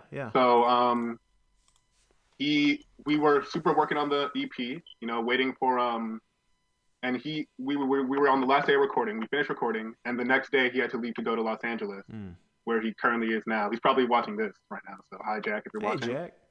He emailed me your track, and it took me some time, but I finally emailed him back and just kind of put in a well wish. I didn't want to pretend we were old friends, but I want to know how is the West Coast treatment. I promise you he appreciates it. Yeah, well, I hope he replies. But anyway, please continue. I'm sorry. I've cut you off more than anybody today, Sims. I'm so sorry. I know you mean it from the goodness of your heart. I'm just a very enthusiastic person. On the last day we were recording, we finished recording the final song. He walks out my front door, and we just say, it was a pleasure recording with you. Give each other a hug, and he walks away to move to the other side of the country. So that moment was amazing and bittersweet at the same time because, we put together this piece of art that I feel like if you asked me a year ago if I was going to make it, I would have never believed you in a million years. But just, increasing the friendships you have is a big part of the music. And for sure. Also, when my mom first heard it, she cried. My mom wept, and she was especially when she heard Mama's House, she was just like I love you, son, and I really almost cried too. It really, I don't know, it just really was a special moment. That was probably the highest of the high point. That's fantastic. So when you revisit, there's thank you for sharing all of that. There's so much that I want to ask more about. But we'll start with when you revisit that EP now. Do you still travel back to those sessions with Jack? Do you still feel those stirrings? Oh, for sure. Yeah. For sure, every day. Not that I listen to my own music every day. I do. I listen to your Most music days. and my music Yeah, every actually. day, so it's okay. Thank you. Yeah, when I think about those songs, it just brings me back to, I want to say a simpler time, but it was like 6 months ago. So Yeah. not that much simpler. Yeah. But yeah, it just makes me even more excited for the next project, because if I can make a project that I'm happy with 6 months ago, take all those experiences, push them into a new project, and hopefully it'll be at least twice as good. Yeah. There's a like lecturer guy that I really enjoy, and I'm I'm gonna say some strange things, but I promise it's going somewhere. It's going somewhere that makes sense. And he talks about how the fact that it requires two humans cooperating to create another human proves that we are not only social beings, we are not only dependent upon others, but we are also creative beings. And when you bring those together in any relationship context, you know what I mean? Like you're going to find like true fulfillment in that encounter, And sometimes that fulfillment ends bittersweet, but the bitterness is a direct reflection of the sweetness of it, You can only miss something that meant something to you, I think that's awesome, man. That's I've definitely experienced the same thing where like it's a different kind of friendship you develop when you create together. Callum, he's given up on us. He's gone. But yeah, man, I appreciate you sharing that. And so, with the new EP, with the new stuff you're working on, are you still working with Jack at all, or is it all? Yeah, he's still. I call him almost every day. We FaceTime each other almost every day. Nice. I still send all my tracks over to him. I can't imagine making music without him. My music would not be the same if he was not part of it. So yeah, he's always going to be there. That's awesome, man. I'm really glad. Unless I can get like Kanye West or something. You gotta go out the door. Yeah, sorry. Yeah. I like Jack more than Kanye West. I'm sorry. I might get my show canceled. They're 1 and 2 on my on my list. Yeah, that's awesome. Well, Logan, I want to move on to you guys. Starting with this idea of maybe like the friendship that you develop playing with other people. You and Callum have been bandmates for like 4-ish years now, 2018 to nowish. But we've known each other since we were kids. Yeah. So I mean, do you feel a certain closeness? I guess. Tell me something about that. I think he's a dickhead. Well, but the thing is, closeness means you're aware of somebody's dickheadedness, but you can still be around them and tolerate them. So maybe it's I love my bandmates to death. Callum is far and away the one that I've known the longest, but it is like ultimately being in a band with your friends is just like, maybe that's what it's like for you guys that collaborate with other musicians and stuff regularly as well. But it's like hanging out, and then you have like a music baby. Yeah. Afterwards, like you have a vibe, you have a good time, and then as a result, there's music now, and that is pretty awesome. Yeah. I think that the lineup has been stable for so long for basically that reason. We just like spending time together, and one of the ways that we like spending time together is by being creative. That's awesome. Yeah. So it's not like a strictly business relationship that you've got going on. Yeah. I mean, Callum and I hang out separately, but then we'll often wind up talking about the band. Yeah. Because there's always stuff going on. We're always super busy. So it's like we went for coffee today, actually, and we still wound up talking a little bit about band stuff. Yeah. Because obviously we were gearing up for this today, and that's awesome. I definitely recommend. I think it's more important to work with people who inspire and validate you than people who are like super technically good. Obviously, if you can have both, it's great, but I would 100% prefer to work with people who I like working with rather than people who, play guitar better or are the most technically proficient musicians or songwriters in the world, for definite. Yeah, I agree completely, and I'm sure there are plenty of people with the opposing opinion, and for very valid reasons. I don't have to be friends with my bandmates or some attitude like that, and that's fine too. But yeah, I agree. Like I don't know many people who wouldn't rather be patient with someone learning to play so that they can play together, than somebody who walks into the room and is just better than you and knows it and is rude about it. Yeah. No, I'm the guy that's better than everybody and is Oh, then yeah. rude about it. Heck Like yeah. that's I'm just yeah. No. It's the whole band thing is just, like I said, it started off as a bit of fun and it's just spiraled out of control. It's too late now. We're a thing. Yeah. You know. There's a something now. There was a nothing before, and now there's a something. There was a nothing before, and now there is a thing. Oh yeah, man, yeah. Well, from that, I'm sorry. Please, tell me some more about like just your your as a band or just as Logan the artist. What's some of the highlights, high moments? I mean, there's a few. I just like being in the band generally. Just to point out Atlantic Canyon's comment, you're absolutely right. You can absolutely learn skills, but personality is something that you kind of know immediately. Yeah, definitely. But there's been a few highlights for me. One was one of the first gigs we played when Callum joined the band. Actually, the audience just wouldn't let us off the stage. We just had to keep playing. Like they just wouldn't let us go to the bar. That's awesome. Yeah. And I was, please let us go to the bar.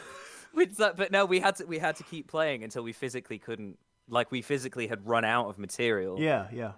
At that point. So that was pretty amazing. And that was like this was like the big debut show. It was a music festival that we have here in Sheffield, where Into the Red is based.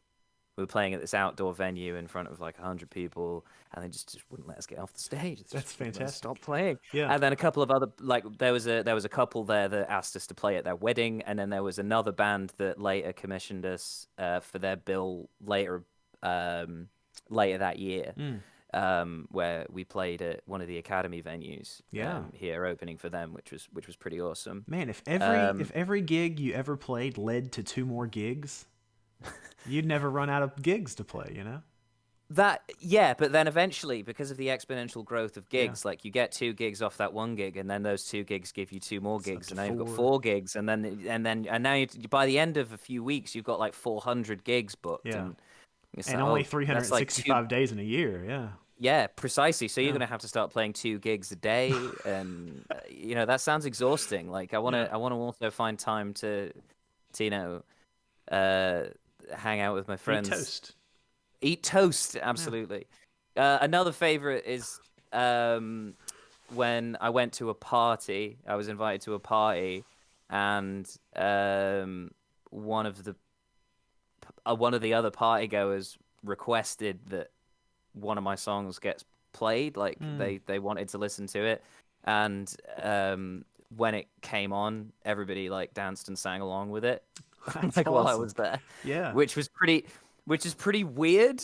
Like because it's not like that wasn't a show. That was just let's listen to some Into the Red, and it's like I'm right here, guys. Is that? But that's pretty awesome, and just hearing people showing you that they care about what you create is just.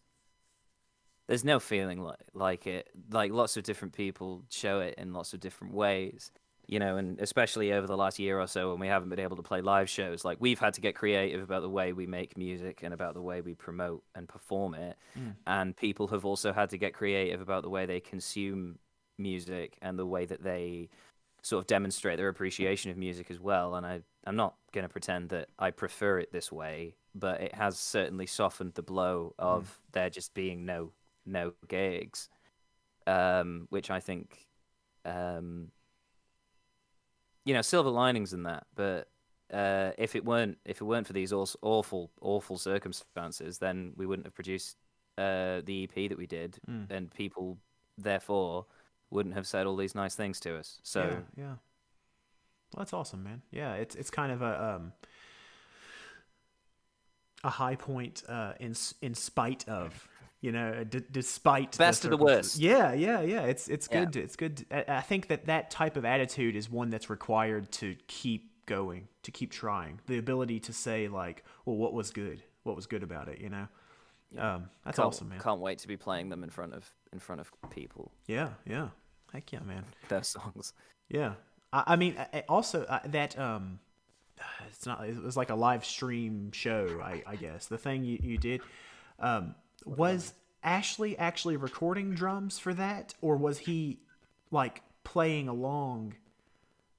I could not tell if he was being recorded or if he was playing along to like. You can hear bits of both. Oh, so okay. I made a MIDI drum track. Yeah. I aligned it with what he was actually playing, and then the audio of the camera audio of his drum kit is.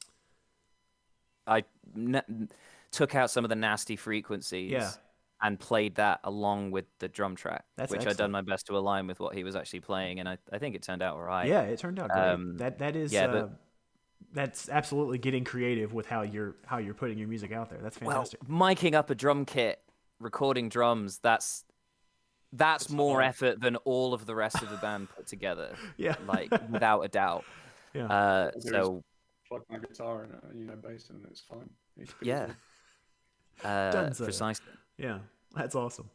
Well, we have one more song I would like to listen to, but before we do, I want to thank all of you very much just for sharing these kind of moments and seasons and thoughts and feelings from your lives and your time making music, and most importantly, like where your life and your time making music are indistinguishable from one another.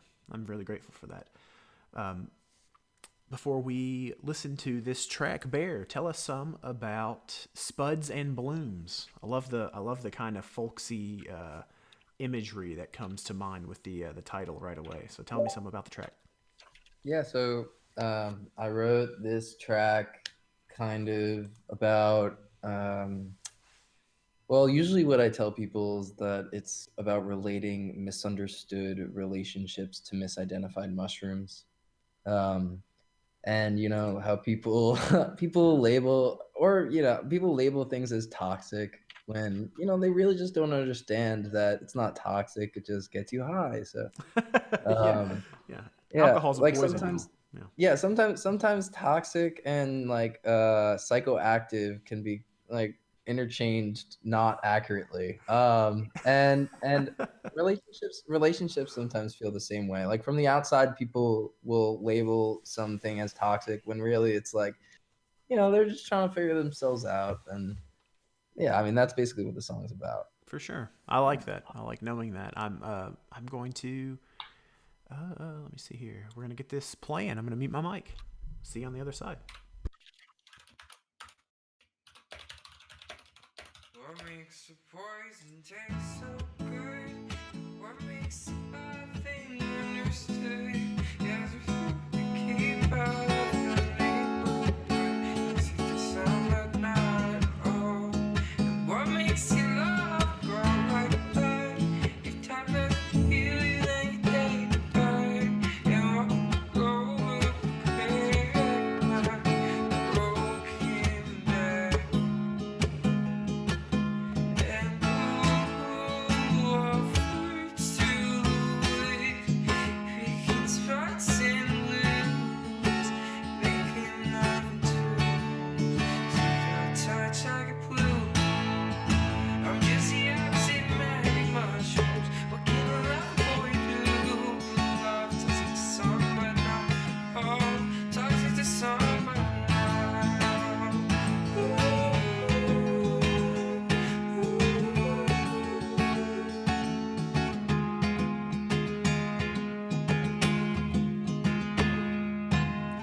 Could be coming along, could be falling down. I don't know if I'll ever know how to tell what to do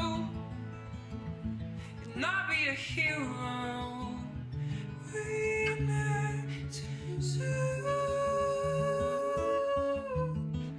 And all for two, we can split and live.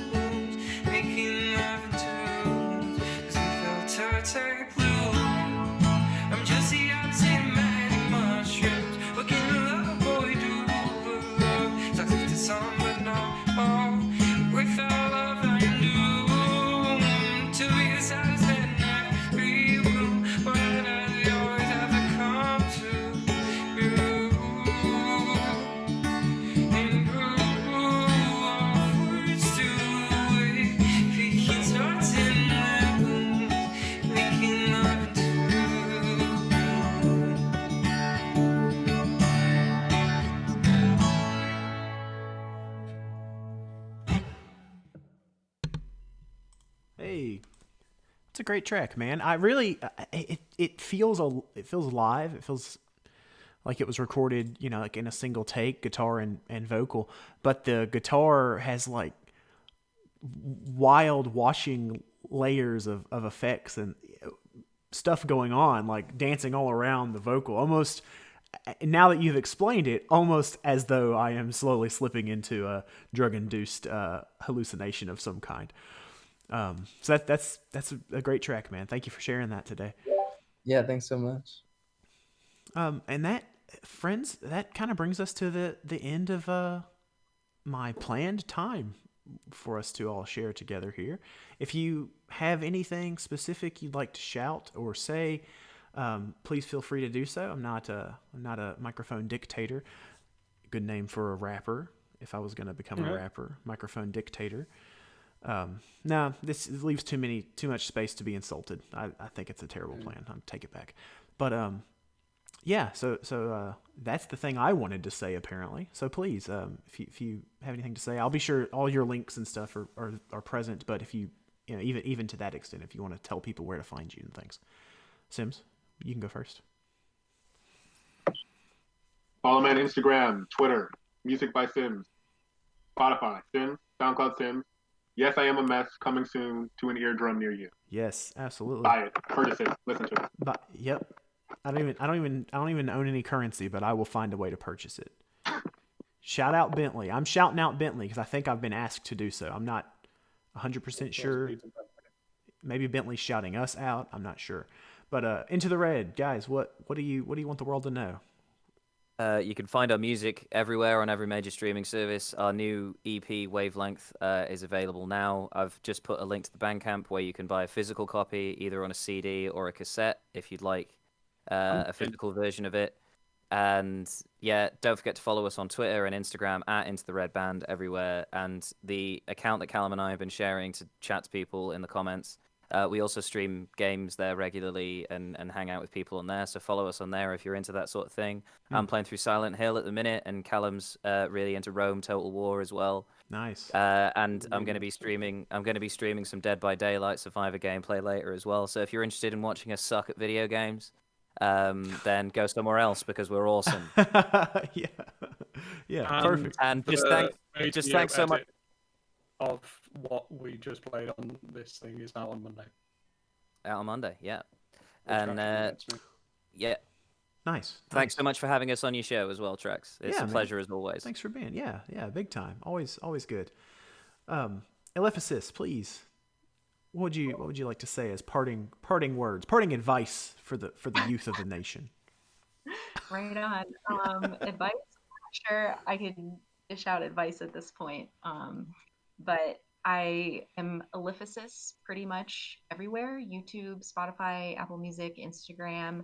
I'll drop a link in the chat with kind of like the hub of where you can find everything. Perfect. I have another song coming out on May 21st called Eve's Dawn. It's more of a like a sunset summertime vibe. Yeah. Is that the spoiler alert? I'm not trying to say I have the inside scoop, but did I see that one just the other day? Yes, you Fantastic work. It was, I think you asked at a point, is it too distracting or something like that? But I think it was like the opposite of distracting. It was just very, very captivating. Super good. I'm excited that you're releasing that one. Cool. That's good to know. Yeah. The album art is made with flowers that I pressed from my garden last year. Nice. And so, yeah, check that out. Sure. Yeah, absolutely. Bear. I really enjoyed chatting with you guys and getting to know everybody. Thank you. Yeah, me too. Bear, you got any shouts? Yeah, I mean, like everybody else, you can find me on everywhere. All the music streaming stuff. It's at Bear, like the animal, Lay, Ley, as you can see. And then also, if you're interested in checking out any of my friends' work, I have a record collective or artistry collective called Valley Bear Collective. So we're on Instagram and we have a website. So if you want to check that out. Is a valley bear like a valley girl? Like a bear that talks like a surfer?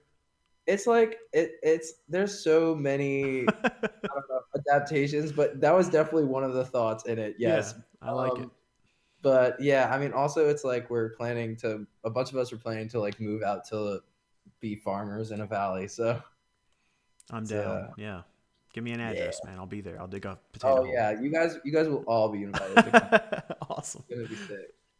Yes, yeah. Stardew Valley, yeah. That's maybe you could probably save yourself a lot of cold winters if you just buy a copy of Stardew Valley instead of moving to a valley to start a farm.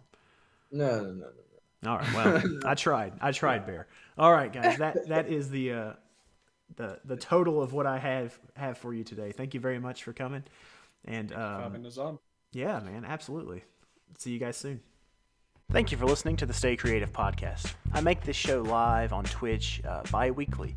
You can also listen to past episodes on YouTube or wherever you listen to podcasts. Please take a moment to check the notes of this episode for links to each of the artists' work, as well as links to engage with this show on social media and other places like that. And also, in the link tree for the show, you'll find a short list of friends who have become partners in my quest to celebrate and encourage creativity in my guests, but also in my listeners. Indie Music Feedback is a community where people listen and are heard. And Life's Everyday Soundtrack, which is a wonderful YouTube show that displays the extremely diverse ways people can approach creating music. I love them both. They are irreplaceable members of my personal community, I would say, but also they're people that I would trust to care well for anyone who comes their way. So please hit them up, look them up, enjoy their content, enjoy the community that IMF kind of provides and supports. And when you get there, look for T-Rex Jones. I'm in and out pretty often. As always, I really hope we can share more time very soon. But until then, please stay courageous, stay curious, and stay creative.